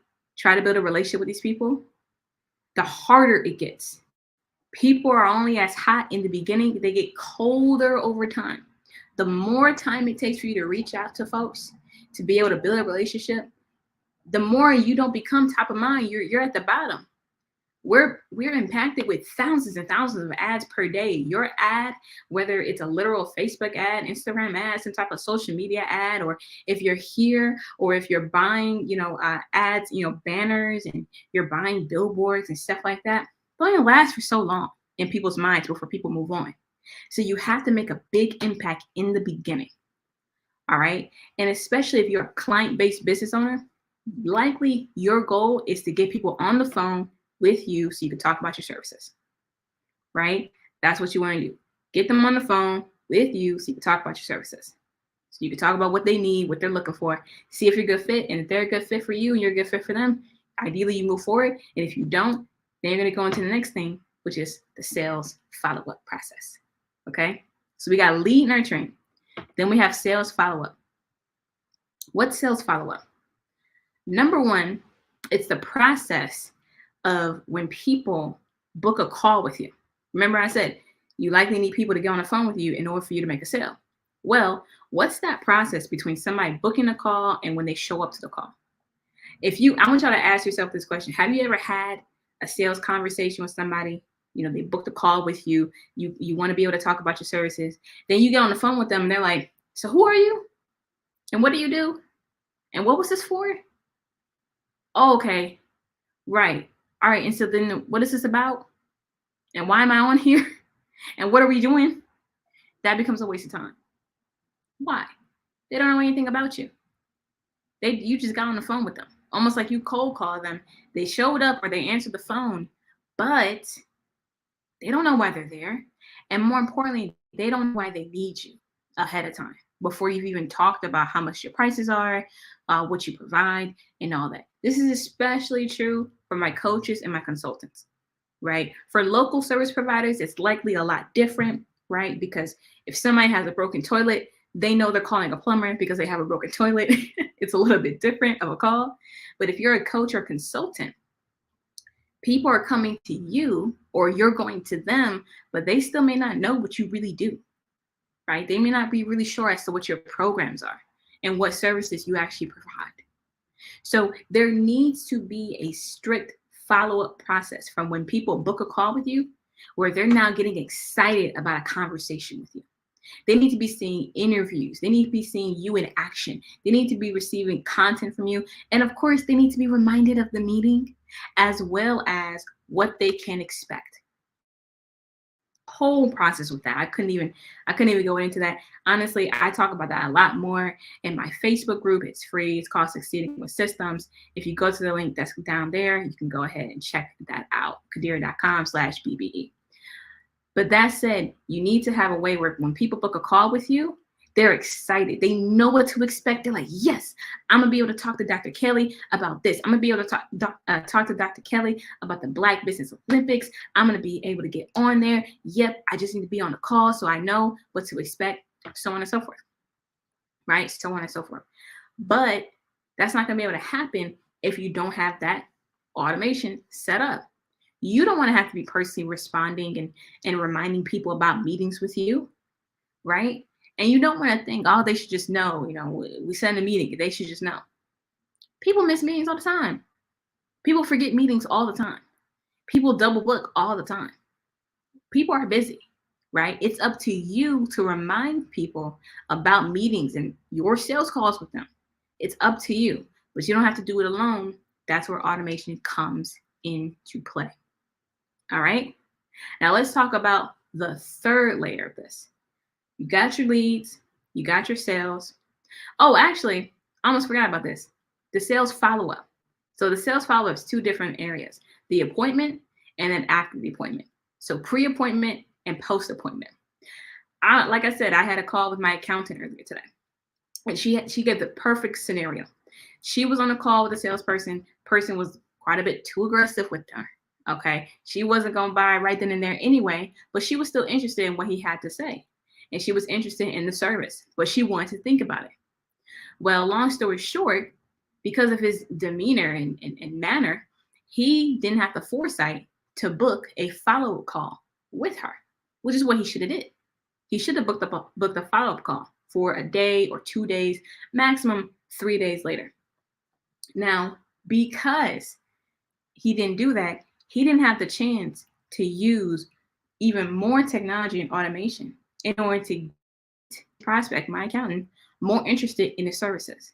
See, when somebody gets on the phone with you, just because they get on the phone with you doesn't mean they're going to buy, right? Even the best sales closers out there, For coaches and consultants and client-based business owners, they're not going to close 100%. I'll tell you right now, the only salesperson I've ever heard that closes 100% is a salesperson that doesn't actually sell anything. That's the only way you can have 100% sales close rate. Okay, it doesn't exist. You're going to lose it, right? Some people are just not going to sign up right then and there. They're going to want to have a different option. They're going to want to think about what you have to say. They're going to want to talk to their wife or talk to their husband. It happens, okay? It happens. So what do? You have to expect that. You have to expect that. Some of the best closers I know close at 60 to 7%. What about those 30 to 40% of the people? They're likely still interested. How do we push them into the right direction for them, right? The right direction for them. Not only should you be scheduling your own follow-up calls, but what are they hearing, right? What content are they seeing? Are they getting clarity on your offer, right? Are you sending videos? Are you sending texts? Are you sending emails? Are you sending examples of previous work? Are you sending examples of client testimonials and even better client case studies, right? Are you sending these things? Are you trying to figure out in your mind how to send this via email and trying to remember to do that? Doesn't make any sense. Why aren't you having automation set up to do that for you? You ever get on a follow-up call with somebody and they're like, I kind of don't remember what we were even talking about. Can you remind me of what the offer was again? Why have that happen and have to waste time in re-explaining what's going on versus allowing technology to send them a text about the offer and more importantly about how you can really help and how you can help them get to the goals that they have for themselves. Okay? So if we don't have a post-appointment automatic sales follow-up, you gotta have that. You gotta have that, right? When our moderator let you all know about the client that I have, it took them from 15 to 83,000. That same client's still been with me right now. It's been about maybe a year and a half at this point, a little bit over a year and a half. That was from back in 2021. Now he's doing $100,000 a month easily. Why? Because we installed these processes. We had to, because he was a one-man band. Now we've helped him have a 9-person team. That doesn't happen overnight, but it feels like it. It feels like it. But when you have the proper systems in place, now you can prosper the way you want. And when you're using automation and technology in the areas that are not your zone of genius, now you can prosper. Now let me talk about the third one, so that way you all can get this entire situation, this entire new learning about automation wrapped up in a bow. The last place is going to be your client onboarding. All right, your client onboarding. When you've sold the service, now you got to onboard the client. You got to get their information. You got to get certain information from them. Maybe it's login access or credentials, or maybe you need to have them to fill out forms and contracts and obviously submit the invoice and sign whatever they need to sign and join whatever group they need to join and sign up for whatever account they need to have and all of these things. That's a lot to do for somebody who just signed up with you. And oftentimes people find that their client onboarding, right? The process for them to bring on a new client onto their team and be able to get started with the services takes days. Days to create folders, to create contracts, to push out information, to have them sign certain things, to fill out questionnaires, to then send that questionnaire to their project management team and put it in this tool and put it in that tool, and all that can take days. Onboarding shouldn't take days. It should take hours at max. In an hour at max, ideally. For me personally, it takes me about an hour, maybe. Most of it is actually completely automated. The only part that isn't is when myself or my project manager is looking to see if a client actually filled out the questionnaire, filled out the contract, and we still have automation that checks for that, and it contacts the client for us. Says, hey client, your onboarding call is happening soon, but we haven't received your contract. Can you please go here to review and sign your contract? Right? 30 minutes to an hour max. You should exactly be like that.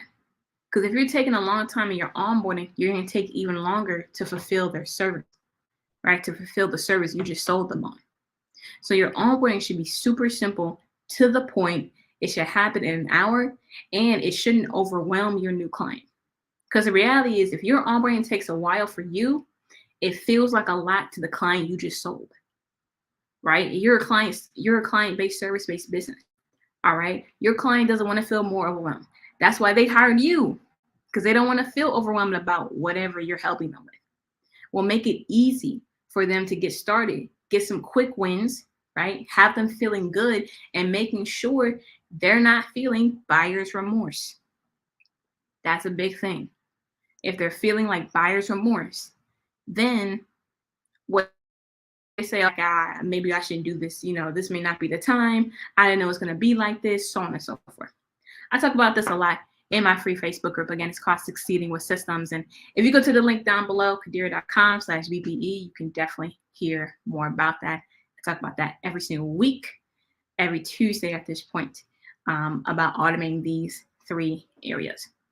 But these are the 3 core areas. These are 3 core areas for any client-based, service-based business. Coaches, consultants, and local service providers alike all need these areas. You need to have your lead nurturing. You need to have your actual post-appointment and pre-appointment process automated. And you need your client onboarding to be automated.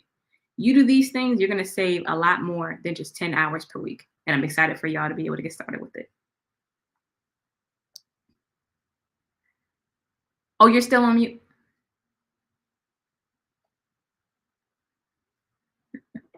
No, it's okay. Like, I hope you all enjoyed this. This was amazing. Again, thank you, Dr. Kelly, for allowing me to come on. Again, I'm looking forward to coming back. This was amazing. And if you have not been checking out the Black Business Network and the Black Business Olympics throughout this entire week, you have the ability to go back and rewatch episodes and look at other people's presentations.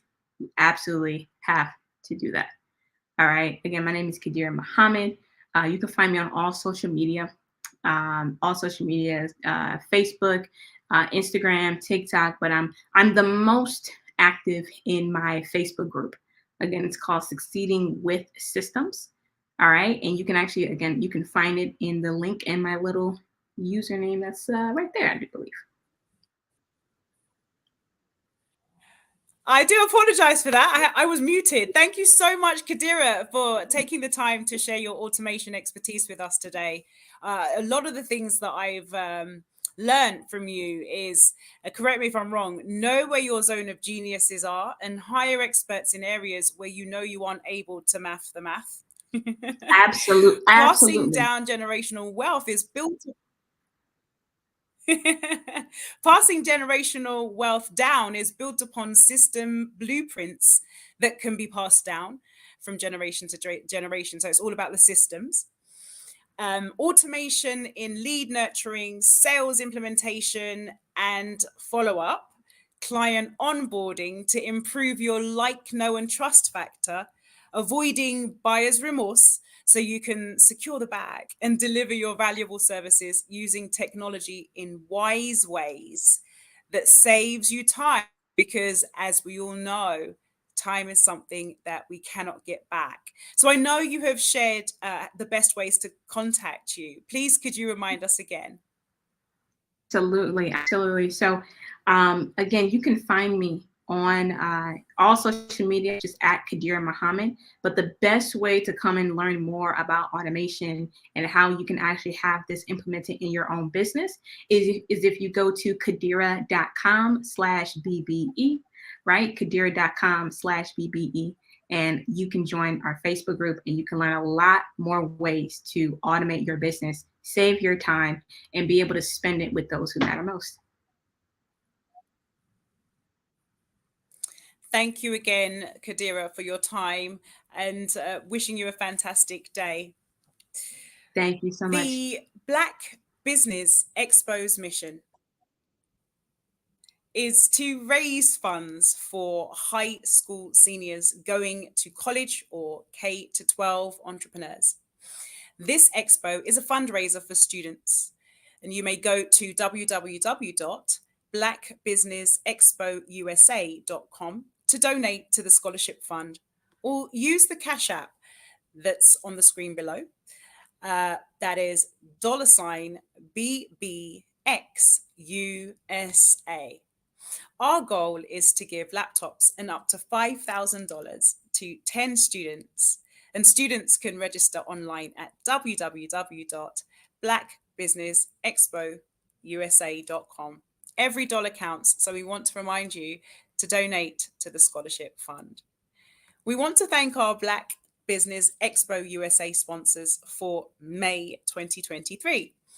NC100, Moody Capital Partners, Suede Soul, Lotus Rich Coaching and Training, my apologies, Carolina, Virginia Minority Supplier Development Council, Step Management, BHS and Associates, Margie McLean Foundation, Genius is Common, Earth Essentials, Melanie Shani Global, Executive Women's Success Institute, The Quality Coaching Company, Superwoman Business Services, Creative Force Studios, Lee Entertainment, Artistic App Design, and Black Business Expo USA. Genius is common, and I'll see you on the other side.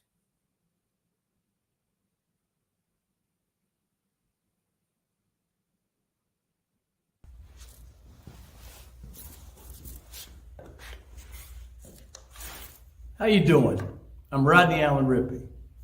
Yeah, the child actor. Well, now, leading man. Some of you might remember back in the day, the Harlem Globetrotters pop.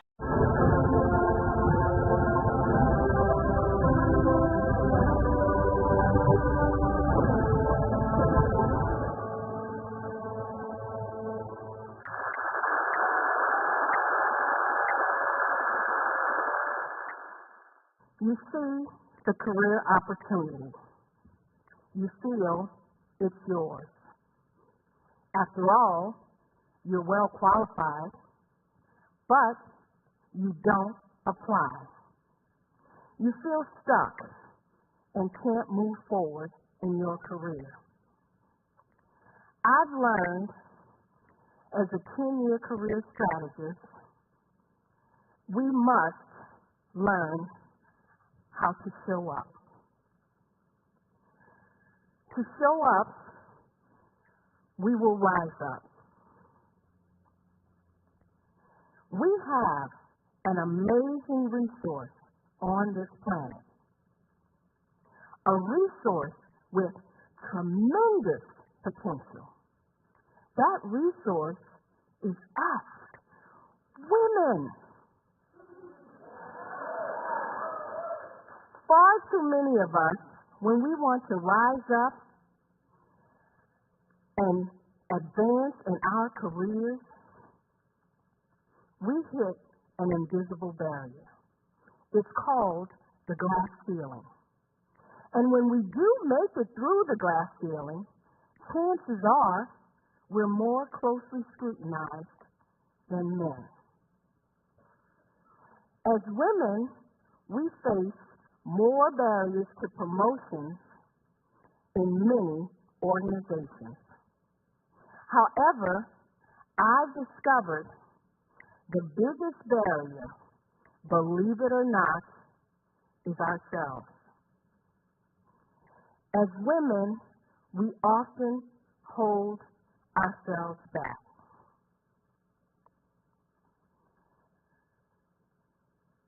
We are not rising up and tapping into our full potential for 3 reasons. The first is a lack of confidence in our abilities. As women, we hold ourselves back when we make career decisions based on what ifs. We listen to that little voice in our heads that says, what if I'm not good enough? What if I don't have what it takes? What if I fail? An article in the Harvard Business Review says, men will apply for a position when they meet only 60% of the requirements. Good for them. But what do? We will only apply if we feel we can meet 100% of the requirements.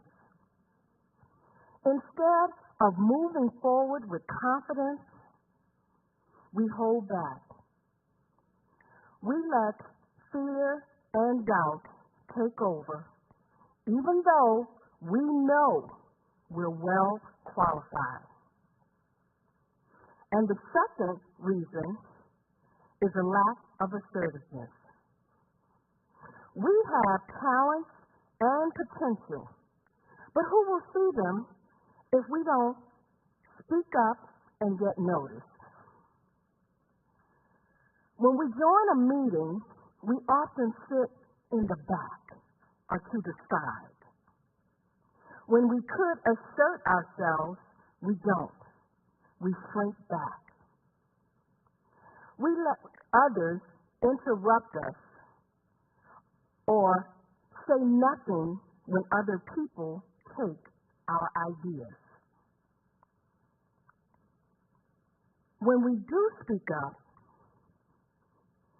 we express ourselves with uncertainty, saying things such as, I'm not sure if this is relevant. I don't know if this is helpful. This may not be a good idea, but when you and I use words and phrases like these, we undermine our credibility. And the third reason, we don't build a support network. My friend, Kim, applied for a position.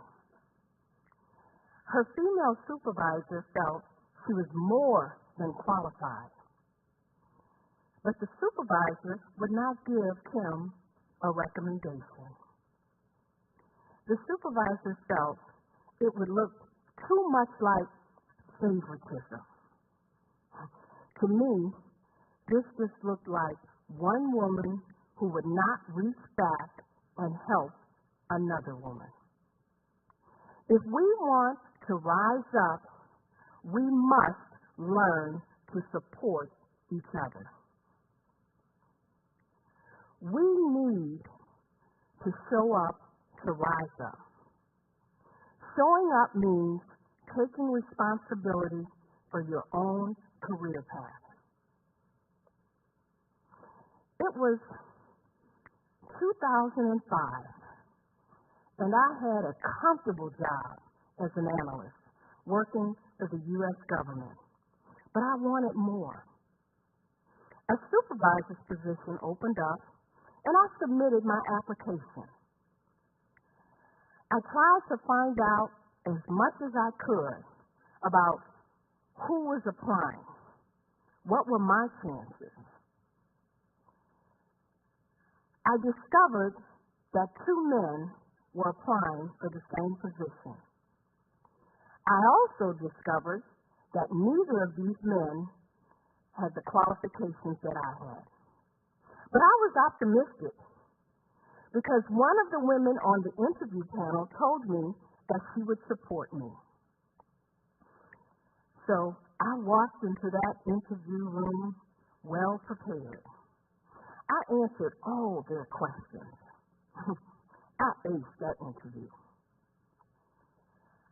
3 days later, I was told I wasn't selected.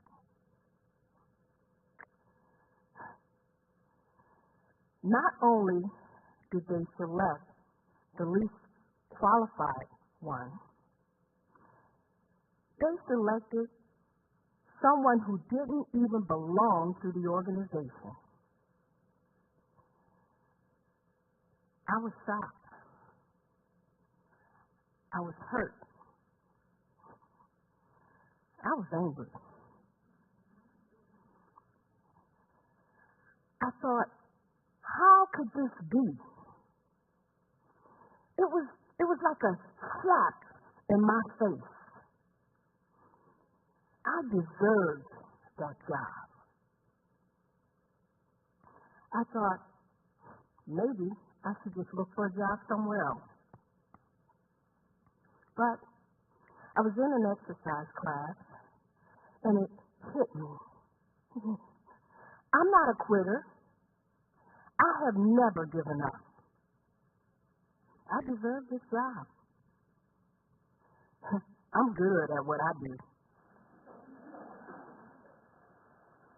At that moment, I realized that if I wanted to rise up, I needed to show up. We need to show up to rise up. Showing up means taking responsibility for your own career path. And then it happened. The man they hired quit. And the manager asked me, the more qualified one, to step into that position.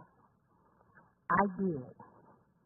I showed up and I rose up in my career. Having worked with hundreds of women over the years, I know there are 3 steps we need to take to show up. The first is to build confidence. The second is to be assertive. The third is to build a support network.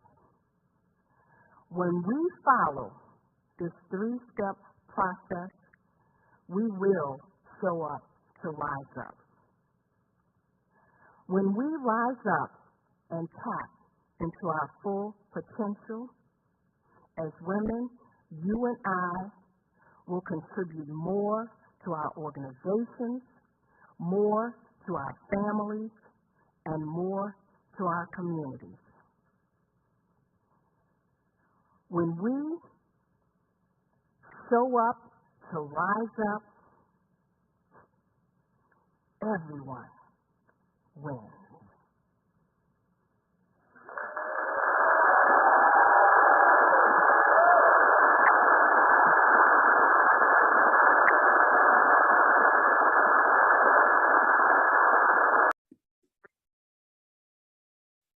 Hello, I'm Dr. Madeline Ann Lewis, President and CEO of the Executive Women's Success Institute.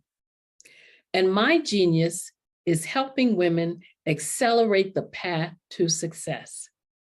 You know, I was blessed to have strong women in my life who encouraged, motivated, and pushed me to do my best and to never even think about giving up on my dreams.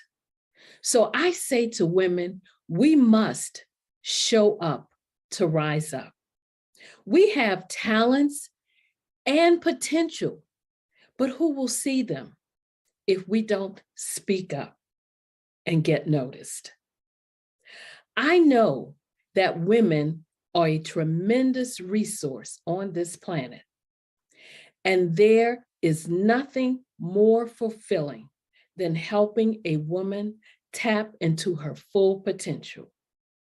I do this because I want to be a part of helping as many women as I can to show up, to rise up. I do this because genius is common. Did you know women represent just 3% of Fortune 500 CEOs and less than 15% of corporate executives at top companies worldwide? Have you wondered what the secrets are to getting into the top ranks, whether in the private or public sector? Do you want to figure out how to stop being held back in your career or passed over for promotion? Then you're in the right place. Hi, I'm Dr. Madeline Ann Lewis, President and CEO of the Executive Women's Success Institute. I have decades of experience in the military, the federal government, and corporate America, and my mission is to help women succeed and tap into their full potential. I want to reach 1 million+ women around the world to become the leaders they are meant to be. So if you want to move into a management or executive level position, or maybe you are a female veteran transitioning out of the military into business entrepreneurship, then reach out to the Executive Women's Success Institute at 301-693-3284. Let us get you on the fast track to success.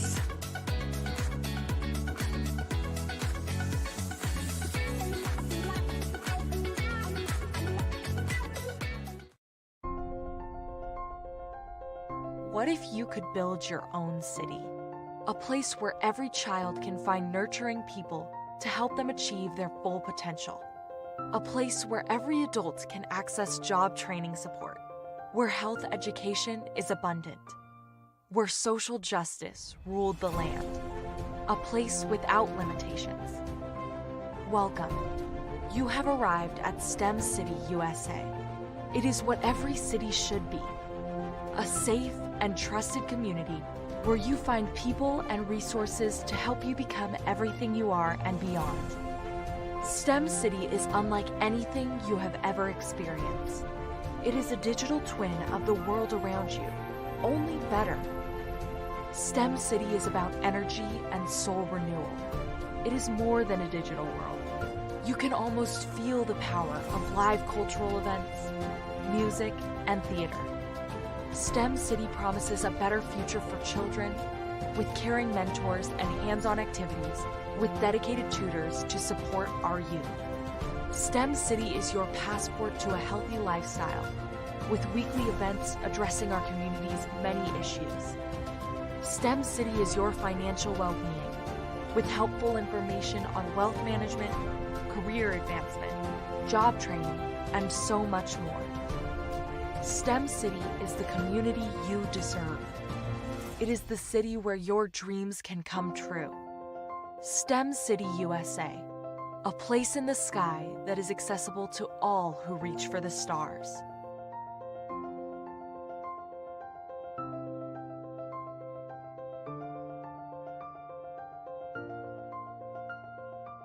The Black Business Expo's mission is to raise funds for high school seniors going to college or K-12 entrepreneurs.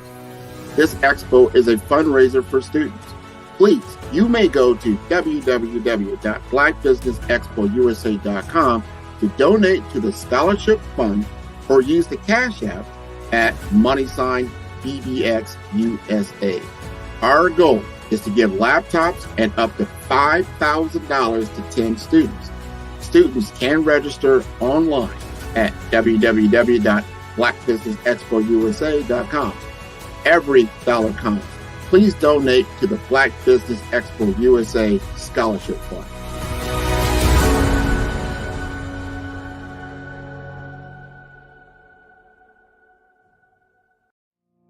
Did you know that approximately 333.34 million businesses exist today, according to a report from 2021? And you may be one of those businesses, or maybe you're not in the business market yet, but you're aspiring to be a business owner. Well, guess what? You're in the right place at the right time. Because let's face it, everything is about timing and opportunity.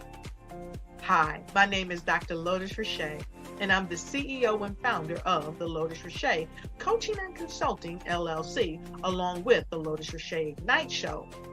15 minutes of success with Dr. Lotus Richey, as well as books to boom your business and bring who you are.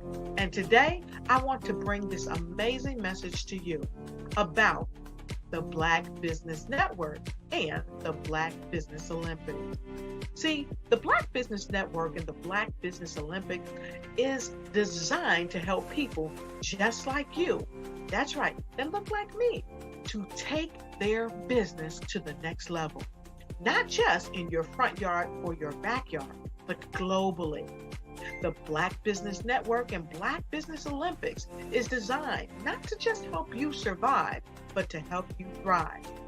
So join us today as we come together with businesses all around the world to support our students, our children, our young teens, our young entrepreneurs. What we do is we come together to help raise funds for students who are aspiring to be business entrepreneurs, who are aspiring and who are thriving in college. We endow them with a wonderful opportunity to gain scholarship of either a laptop or several thousands of dollars. And we invite you to help be a contributor to this amazing opportunity to help someone that looks just like you. So join us today at our website and let us connect with you and help you ignite and take flight in every area of your life on the Black Business Network and the Black Business Olympics. I'll see you.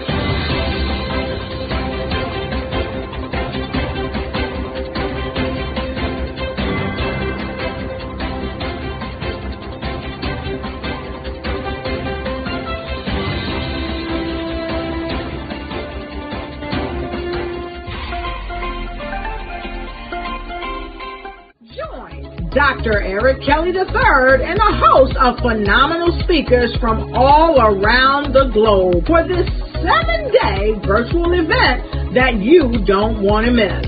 The mission of the Black Business Expo is to raise scholarship money from kids all the way from high school all the way from college. The Black Business Olympics is one of the largest Black business showcases in the world. It is an opportunity for businesses and companies to showcase their businesses globally. We are going to be giving away laptops up to $5,000 away to students.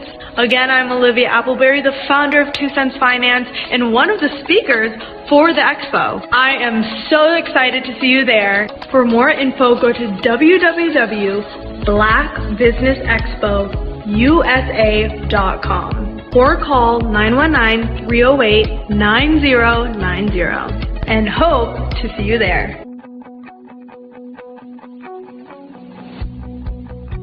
I am Black business. From the moment I wake until the time I sleep. Yes, I am Black business. I am Black business. Tell me, are you Black business? I am Black business. Do you support Black businesses?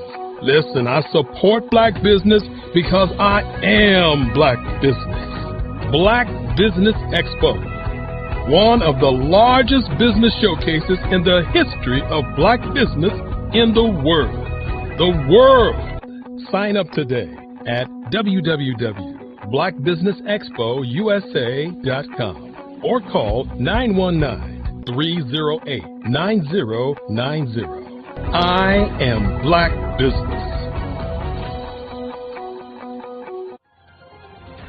I am Black business. From the moment I wake until the time I sleep, I am Black business. I am Black business. Are you Black business? I am Black business. Do you support Black businesses? I support Black business because I am Black business. Black Business Expo, one of the largest business showcases in the history of Black America in North Carolina. Sign up today at www.blackbusinessexpousa.com or call 919 380-9090. I am Black Business. I am Black Business. From the moment I wake until the time I sleep, I am Black Business. I am Black Business. Are you Black Business? I am Black Business. Do you support Black businesses? I support Black business because I am Black Business. Black Business Expo, one of the largest business showcases in the history of Black America in North Carolina. Sign up today at www.blackbusinessexpousa.com or call 919-380-9090. I am Black Business. I am Black Business. From the moment I wake until the time I sleep, I am Black Business. I am Black Business. Are you Black Business? I am Black Business. Do you support Black businesses? I support Black business because I am Black Business. Black Business Expo, one of the largest business showcases in the history of Black America in North Carolina. Sign up today at www.blackbusinessexpousa.com or call 919-380-9090. I am Black Business. Join Dr. Eric Kelly III and a host of phenomenal speakers from all around the globe for this 7-day virtual event that you don't want to miss. The mission of the Black Business Expo is to raise scholarship money from kids all the way from high school, all the way from college. The Black Business Olympics is one of the largest Black business showcases in the world. It is an opportunity for businesses and companies to showcase their businesses globally. We are going to be giving away laptops up to $5,000 away to students. Again, I'm Olivia Appleberry, the founder of 2 Cents Finance and one of the speakers for the expo. I am so excited to see you there. For more info, go to www.blackbusinessexpousa.com or call 919-308-9090 and hope to see you there.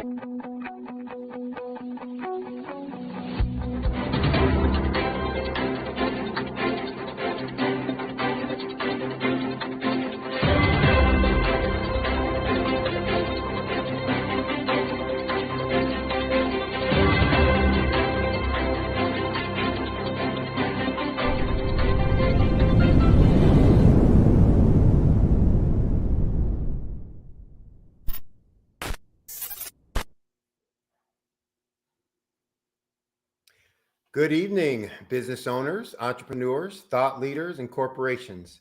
Welcome to the Black Business Network. My name is Sidney Wormsby, and I will be your business moderator for the last episode for this evening on the Black Business Network. The Black Business Network is a 24-hour business network showcasing Black businesses, business owners, entrepreneurs, and thought leaders worldwide. We have speakers from North Carolina, London, Singapore, Africa, Japan, and cities all over the United States. The Black Business Network is a global community sharing its business knowledge to empower, inspire, and educate businesses about business. For this final episode tonight, we have speaker Dr. Madeline Ann Lewis, who will be talking about establishing a success mindset. Dr. Lewis is the president and CEO of the Executive Women Success Institute. She's also an international TEDx speaker, an international best-selling author, and the creator of the online course, Crack the Career Code, unlock the amazing power within to lead with confidence, charisma, and credibility. She's the host of the Success for Women radio and TV show, a career strategist, trainer, and a business consultant. I know you're going to enjoy what she has to say and learn quite a bit. So without further ado, I introduce to you Dr. Madeline Ann Lewis.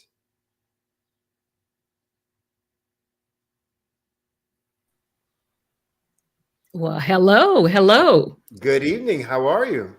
I am doing very well. How are you? Good. I've heard tons about you. This is the first time I'm getting a chance to meet you. But from everything I've heard and everything I've read about you, I am excited to hear all that you have to say. So I know the folks out there are going to really be inspired by your powerful message. And I'm going to get out of the way so you can start doing that. And as we say, genius is common. I'll see you on the other side. Okay. Wow. I tell you what, it is, what shall I say? Another month, another week of awesomeness. I have been watching the sessions this week and it has just been great. And I have to say that I am always honored to have the opportunity to be on this platform. It gives me enormous pleasure. It's so great to see and to hear so many Black sisters and brothers who are sharing, giving, and yes, being all that they can be as business owners, business leaders, and thought leaders. So before getting started, I must take a moment to thank Dr. Eric Kelly III, the genius himself. Genius, as they say, is common. He is the genius on this platform. And I have to thank him for bringing me onto this awesome platform, into this incredible vision during such a noteworthy occasion. Thank you, Dr. Kelly. Now, I know that you heard my introduction, so I'm going to say a little bit about that. First, let me say hello to all the viewers out there. I thank you in advance for listening to me. And as the gentleman said, I am Dr. Madeline Ann Lewis. I'm the president and CEO of the Executive Women's Success Institute. Yes, I'm a career strategist. I'm an international TEDx speaker, an international best-selling author, and I have created an online course, which is called Crack the Career Code, Unlock the Amazing Power Within, How to Lead with Confidence, Charisma, and Credibility. And I'm also the host of the Successful Women radio and TV show. I'm a trainer. I'm a business consultant.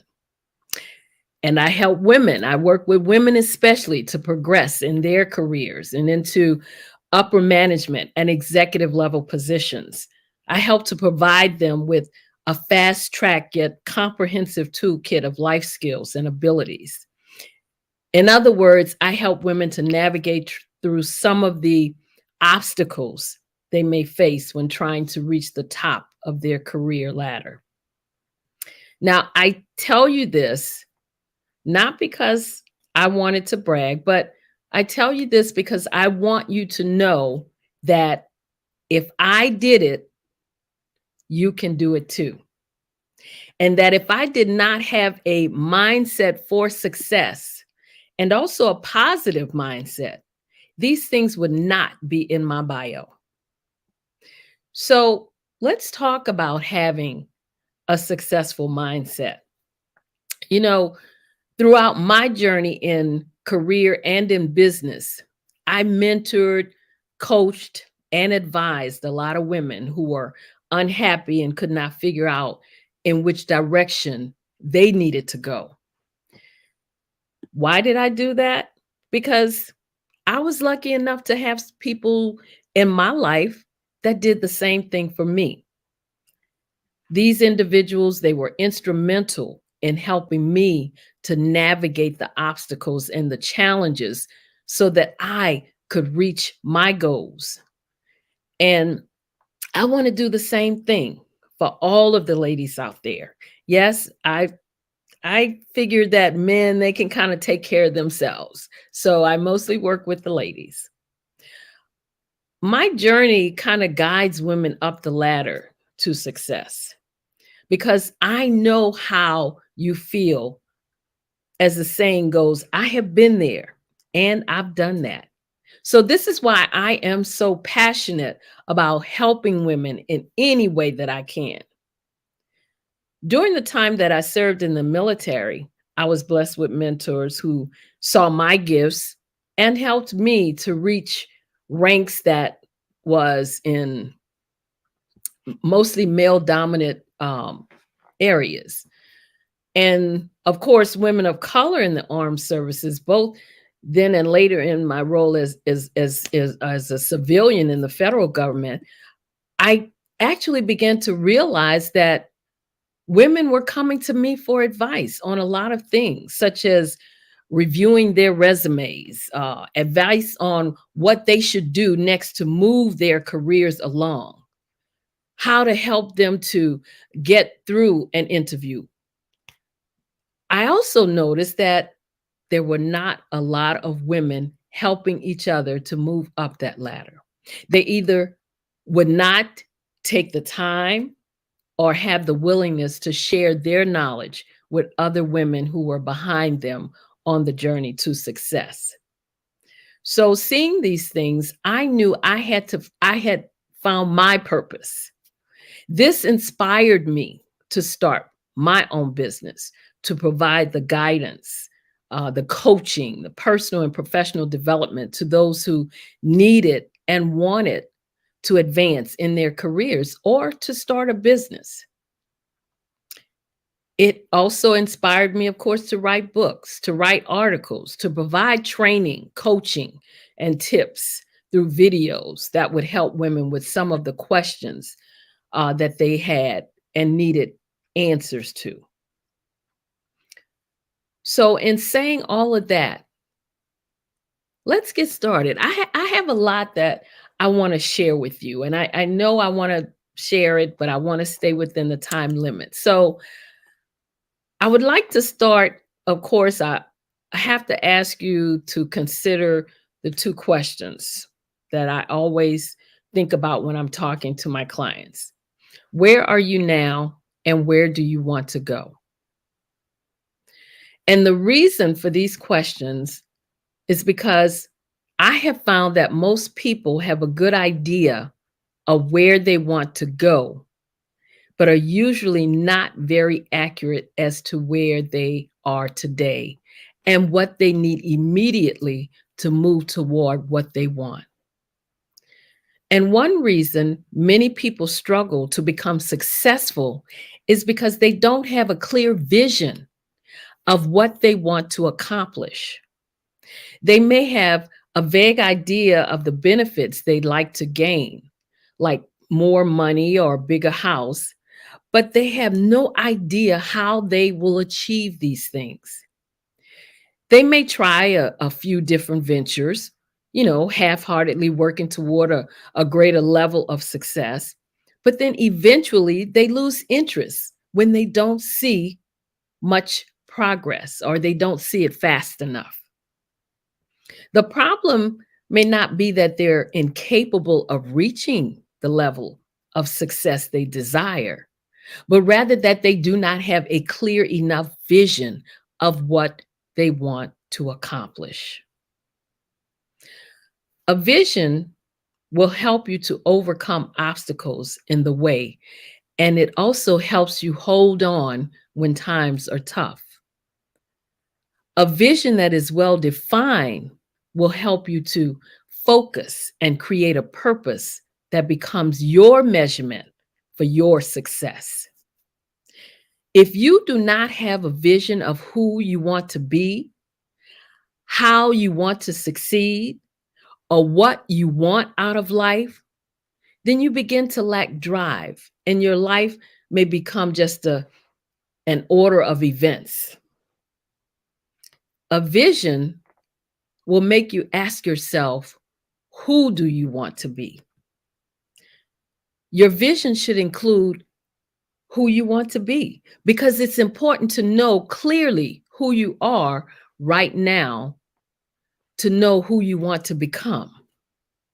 And this includes your habits, your attitudes, and your points of view. If you are unclear about yourself, you will be unclear about your future. The destination of your vision should be emotional, physical, spiritual, and intellectual. So here are some things that I think you should remember when creating your vision. Now, I know a lot of people do the vision board. They put things on a vision board so that they can have them up to see it. And that's a good idea. But the first thing you also need to do is to know exactly, as I said, who you are. The second thing is to brainstorm, imagine, and dream. That's where these vision boards come in. The third thing is to focus on things that give your life purpose and meaning. And number 4, do not put limits on your dreams. You know, people form their own concepts of what success is about in many ways. In an ideal world, we would all arrive at our definitions of success based on a clear understanding of ourselves as individuals and what it is that we want to get out of the many years that we will spend in the workplace or in the business world. However, the truth of the matter is that many of us find it very difficult to disentangle our own personal needs, motives, and values from the messages that we receive from other people about what we ought to want and what kind of success we should be seeking. As it turns out, for these people, the essential but missing ingredient in their planning was self-insight. They made their plans, they even pursued their goals, but they never really had a good idea or a solid understanding of how their plans and goals fit their own personal objectives. They just assumed that they were doing the right things, but all the while, they never realized until it was too late that they were working with someone else's concept of success and not their own. Now, you will often find that success means very different things to different people. Yet, we often talk about and think about success as though we all have the same concept of what a successful individual is. So, what do you think success is? I think, to put it simply, success means making the difference that only you can make. It means being appreciated and rewarded for being your true self each day. It means doing work that reflects your unique interests, talents, values, and gifts. With true success, the line between who you are and what you do disappears. Yes, success is scary because it involves change. And you know, a lot of us don't like change. Success can be intimidating and hard to handle. Some people get success and they don't know how to handle it. They may go a little overboard, do things that, you know, we may think is crazy or what have you. Success also involves more challenges and responsibilities. And that too is threatening, which is why many people fear success. But success is also a wonderful thing. We all feel great when we work at something and get the results we wanted. But here's the thing. Sometimes we succeed at producing our intended results, and sometimes we may very well fail. And that, believe it or not, is a fact of life for all of us. But failure is not a bad thing. The problem is the reward for success is usually tangible, while the value of failure can be much harder to appreciate. But you know, life is about learning what works and what doesn't. In the learning process, success and failure have equal value if we learn from them. The individuals that you saw this week, they gave you pointers and tips for succeeding. They offered you options. They gave you resources, and they showed you a roadmap to help you get to where you were trying to go. Now, you just have to get to work and implement the things that were shared with you this week. You also have to be mindful to not link your personal worth to the results you produce, and that you are a person, not an accomplishment. The people that you saw this week, a lot of them started the way you're starting right now, with maybe little or nothing. They started maybe in one room, in their garage, in the basement. But the point is, they started. We have seen and probably know many individuals who have achieved great personal success, but they have never realized true inward fulfillment. Why? Because they are living the dream that someone else had for them and not their own. They're living up to the expectations and the goals that others set for them, rather than the ones or the goals or the dreams that they set for themselves. You will never find true fulfillment and purpose if you're living someone else's dream. You may be successful in what you're doing, but if it isn't your own goal, your own desire, your own purpose, you will never have the inner contentment that comes with knowing that you're doing exactly what you're meant to do. I also want you to know this. You must accept failure as a part of succeeding. It's a common assumption that if you really try your hardest to get something and you do not get it, you will be crushed. You know, some people may think their life is over. So you think that it may be safer not to risk going after it at all.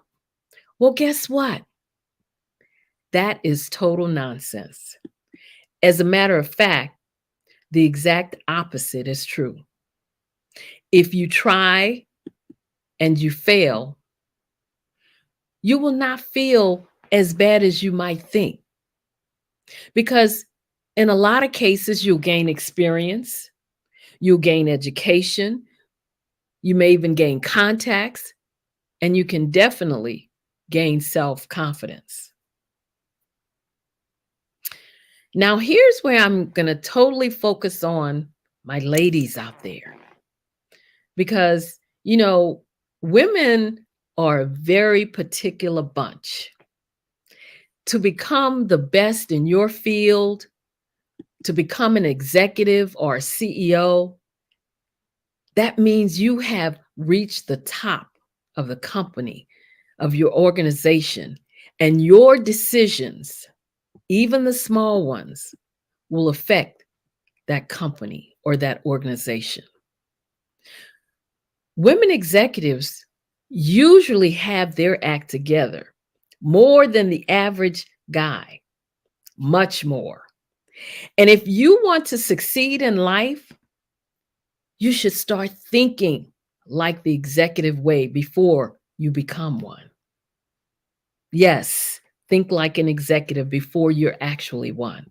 Think like a business owner before you're actually one. Have that positive mindset that I can run a business. I can succeed as a business owner.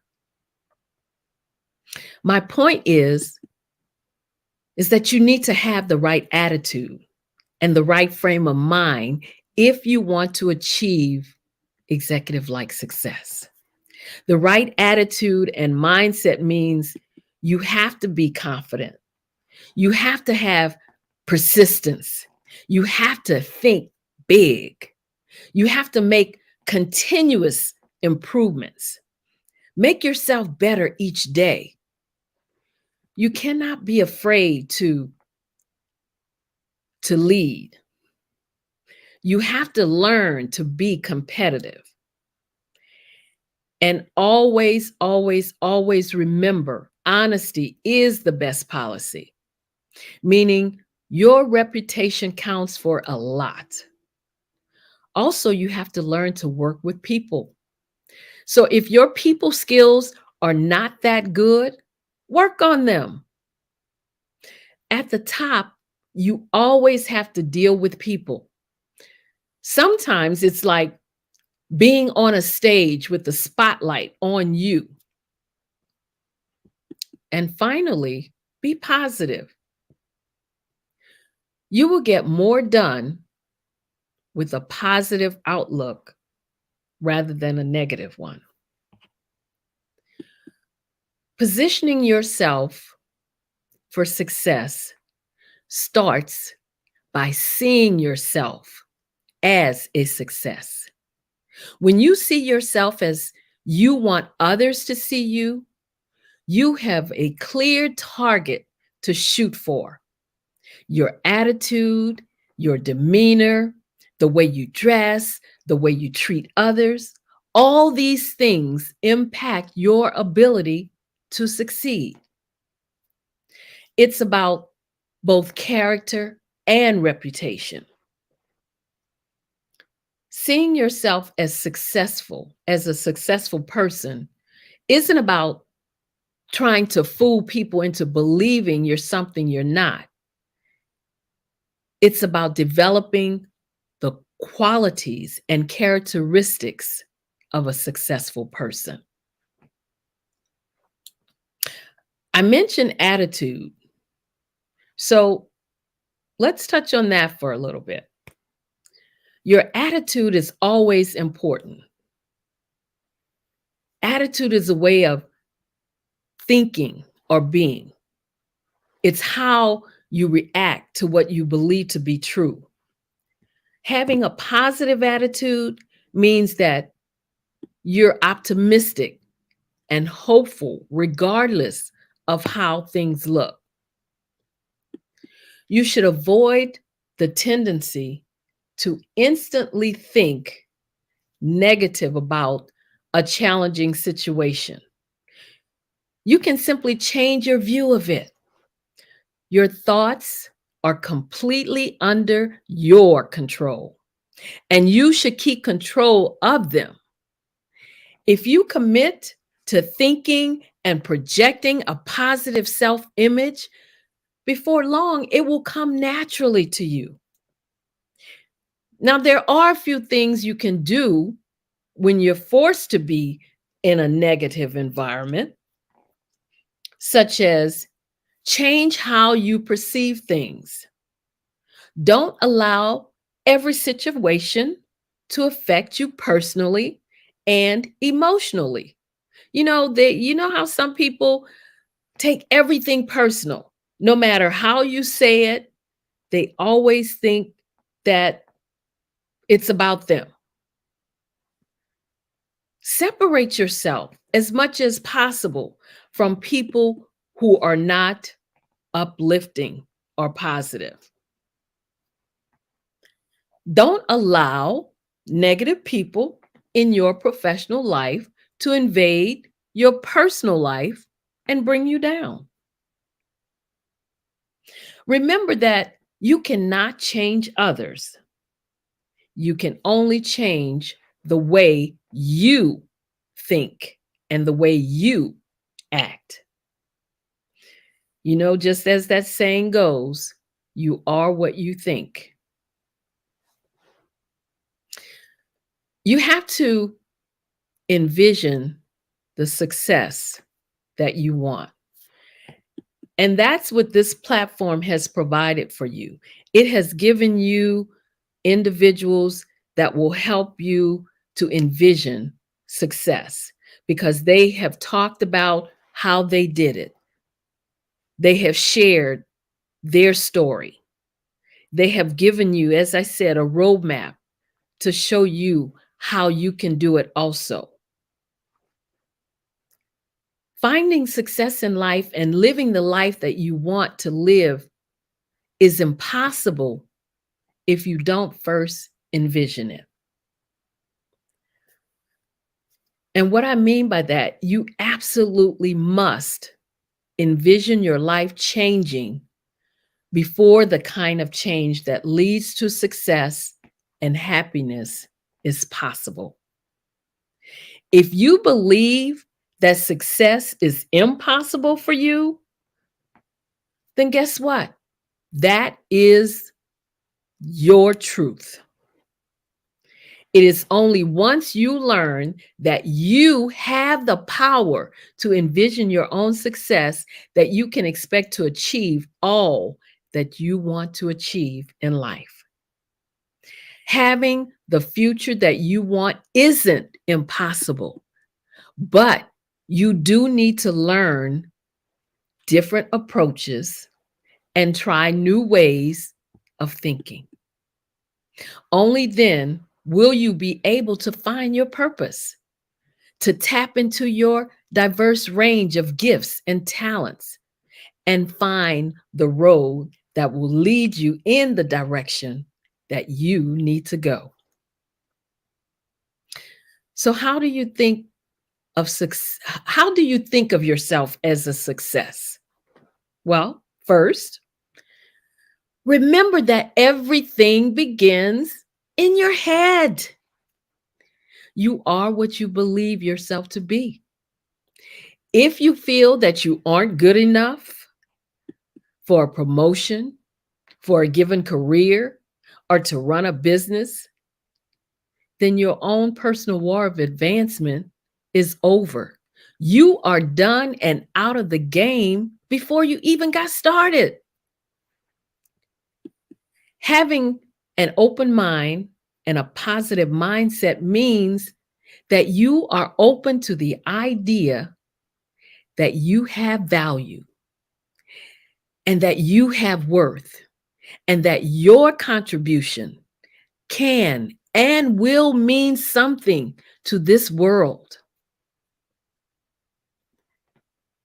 So trust your instincts. The old saying, go with your gut, doesn't exist for nothing. You can ask any successful professional or entrepreneur, and they will tell you that on many occasions, they've made business decisions based solely upon their gut instinct. Now, that's not to say that seeking the advice of others isn't also a good idea, but listen to that still small voice inside of you.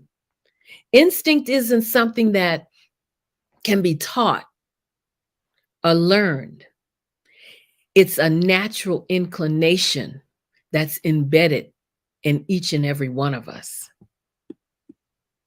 When there's a strong urge to do or to not do something, the initial urging is usually the most reliable. Now, I am sure you can remember back to a time or a place when something just didn't feel right to you. You may not be able to explain why you felt uneasy. You just did. And then you later found out that there was danger in that place or in that situation. And had you not followed your gut instinct, you could have been hurt in some way. It's wise to apply the same principle when it comes to business. And I want you to realize there's a difference between ideas and instinct. Ideas require mental activity. They're consciously cultivated, and you can choose to ponder or not ponder. On the other hand, instinct is a natural impulse that requires no mulling or in-depth thought or consideration on your part. Some of the greatest minds of all time have made groundbreaking discoveries and advancements by following their instincts and not solely basing their decisions on technical and scientific facts. And another point to consider, we all know nothing is ever 100% guaranteed. So if at any time you make the wrong choice, realize that you're human and it's a part of life. Always maintain your integrity by owning up to that decision or that choice that you made, no matter the outcome. By owning up to your choice or your decision, good, bad, or indifferent, you will gain the respect of your friends, your colleagues, and your associates. You know, a successful leader recognizes the success of others and celebrates their achievements. The best leaders are the ones who earn the admiration of those around them. They are not micromanagers and they're not glory hogs. And as a female becomes a success by recognizing what needs to be done, and she gets it done. When we as women get into the habit of being confident, being assertive, and building a support network, I know we will rise up and tap into our full potential. Now, unfortunately, there are some who will never reach their full potential. And this is not because they don't possess the qualities to be more successful than they are, but it's because they're not willing to take the risks or to do the work involved in reaching their full potential. Every successful businesswoman will tell you that their climb to success came with hurdles and obstacles to overcome. True success is not, it does not come easy. It's not a piece of cake. It's not a walk in the park, but determination and perseverance, these things will pay off. When it comes to succeeding in business, never tell yourself you can't be as successful as others. Look at all the people that you had to model yourself after this week. Look at all of them. Do you really think they started out as success?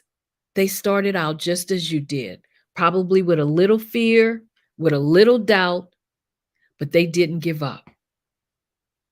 They kept going and pushing and achieving their goals. The key is to possess the same drive and the same determination, because that's what separates the successful from those who stand on the sidelines and watch others reach the top. You know, I found that all successful people are alike in one way, and that is how they think. That is the one thing that separates successful people from unsuccessful ones. That is why you have a platform such as this, because you had someone who had a vision, who had a positive attitude, and who had a successful mindset. How successful people think can be learned. If you change your thinking, you can change your life. Successful people understand that where they are today is not where they will be staying. Getting ahead is about breaking bad habits, like always wanting to be humble and not wanting to be visible. I always tell my clients that they must be comfortable with tooting their own horn. As we always tell our children, just do it. Do you want a successful business? Do you want a successful career? If so, you really must know why you want it, and you must be able to want it so bad that you can taste it. Success comes from clarity of purpose and repeated action. So here's what I want to leave you with. Ladies, don't waste this opportunity. As a matter of fact, all of you, don't waste this opportunity, but especially my ladies. Don't waste the information or the resources that you received so far this week. You can always go back and re-listen to any of the sessions that took place this week. I also want to say to you, don't dim your light or let anyone crush your dreams. Believe that you are capable. Believe that you can do anything you set your mind to do. Show up, rise up, and become the successful woman you were meant to be. Because when we as women show up to rise up, it's good for our communities, it's good for our organizations, it's good for our families. And you know what? Everyone wins. Everyone wins. So, ladies, have a successful mindset. Don't think that you can't do what all these people this week did, because you can. You are capable. You are worth it. You are valued. You are valuable. And that is what I want to leave you with tonight as you continue to have a successful mindset. I am Dr. Madeline Ann Lewis, President and CEO of the Executive Women's Success Institute. And if you'd like to reach out to me, you can email me at info@exwsi.com or go to my website, www.exwsi.com. And while you're there, make sure you download my free 3-part video series on 3 things every woman should do to position herself for executive leadership. Thank you again to Dr. Kelly for having me on this awesome platform. It has been a pleasure.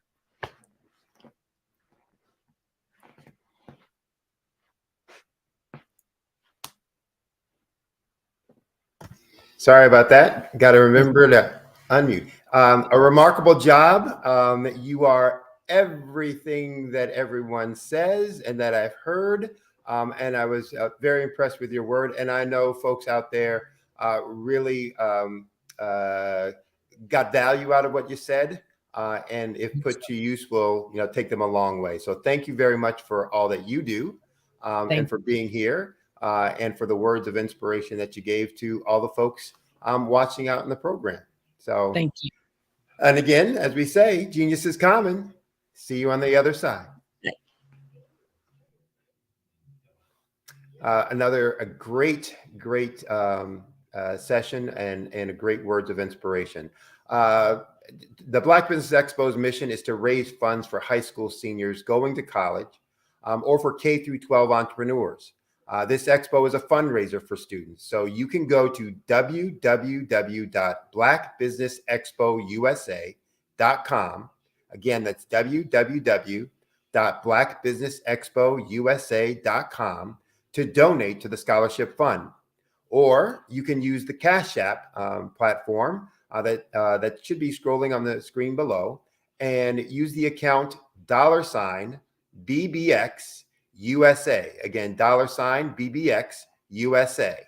Our goal is to give laptops and up to $5,000 to 10 students.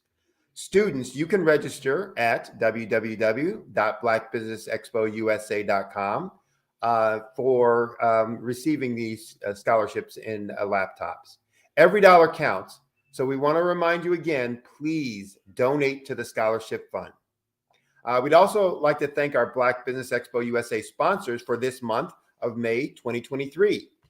Those sponsors include NC 100, Moody Capital Partners, Suede Soul, Lotus Richer Coaching and Training, Carolina, Virginia Minority Supplier Development Council, Step Management, BHS and Associates, Margie McLean Foundation, Inc., Genius is Common, Earth Essentials, Milani Shani Global, the Executive Women's Success Institute, the Quality Coaching Company, Superwoman Business Services, Creative Force Studios, Lee Entertainment, Artistic App Design, and Black Business Expo USA.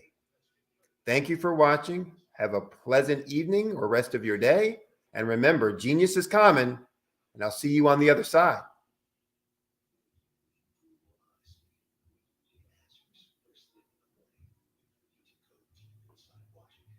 I'm Ramon Ray, founder of Smart Hustle Magazine and smallbiztechnology.com.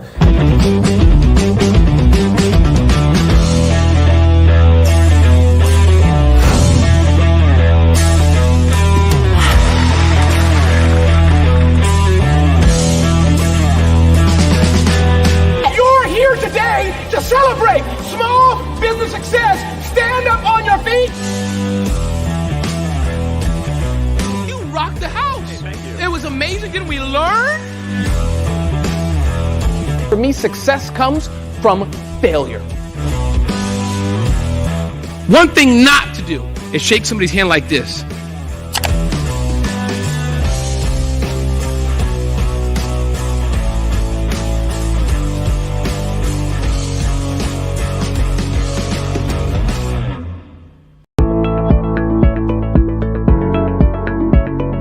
Prepare for what's coming and dominate in economic winter. Stand strong and thrive by showcasing your great products and services globally through the Black Business Network and Black Business Olympics. The Black Business Network has showcased over 2,000 companies with over $7 billion in sales each year. Over 10 million attendees have viewed the rebroadcast each month. Through the Black Business Olympics, unique styles of business training and mentoring are turning students into business owners and entrepreneurial warriors who will dominate in any economy. Gain the ultimate advantage of the Black Business Olympics, 7 days of unbelievable topics and speakers speaking around the globe. Donate your time and experience to provide expertise and scholarships to students worldwide and change the world. Now, more than ever, new insights, tools, strategies, and capabilities are needed. This is your chance for a major presentation to the world. Fill out the form and join the more than 2,000 speakers who have presented to over 200 countries. Join the Black Business Network streaming live into the Metaverse, STEM City, Black Multiverse Enterprises, Hulu, Amazon, YouTube, iHeartRadio, Apple, Facebook, LinkedIn, Pod TV, IBM TV, Spotify, and Google Podcasts. Sign up today. Spaces are limited, and we will see you there.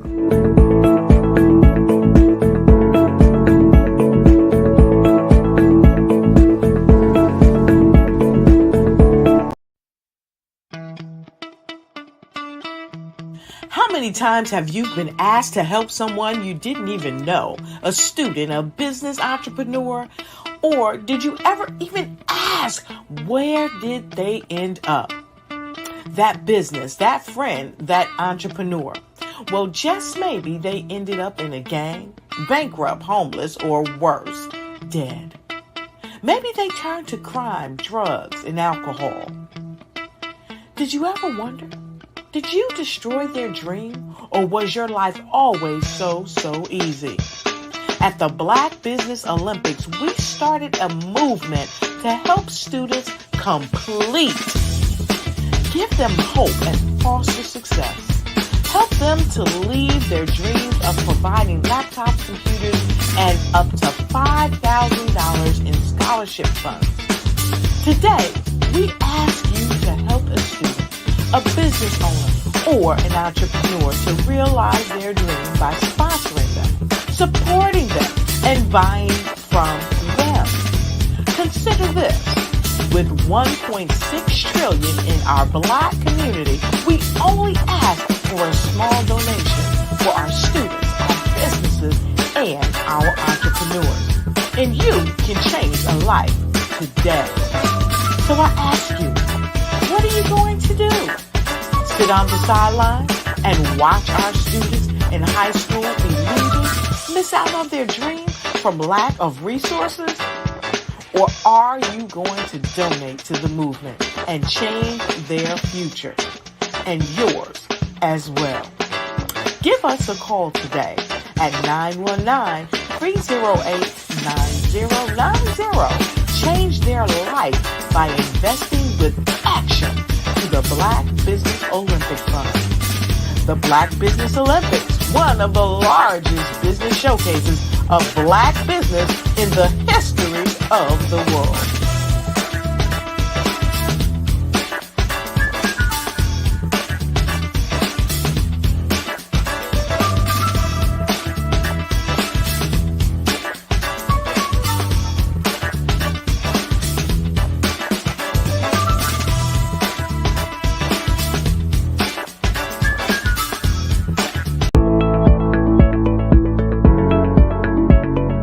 Prepare for what's coming and dominate in economic winter. Stand strong and thrive by showcasing your great products and services globally through the Black Business Network and Black Business Olympics. The Black Business Network has showcased over 2,000 companies with over $7 billion in sales each year. Over 10 million attendees have viewed the rebroadcast each month. Through the Black Business Olympics, unique styles of business training and mentoring are turning students into business owners and entrepreneurial warriors who will dominate in any economy. Gain the ultimate advantage of the Black Business Olympics, 7 days of unbelievable topics and speakers speaking around the globe. Donate your time and experience to provide expertise and scholarships to students worldwide and change the world. Now, more than ever, new insights, tools, strategies, and capabilities are needed. This is your chance for a major presentation to the world. Fill out the form and join the more than 2,000 speakers who have presented to over 200 countries. Join the Black Business Network streaming live into the Metaverse, STEM City, Black Multiverse Enterprises, Hulu, Amazon, YouTube, iHeartRadio, Apple, Facebook, LinkedIn, Pod TV, IBM TV, Spotify, and Google Podcasts. Sign up today. Spaces are limited, and we will see you there.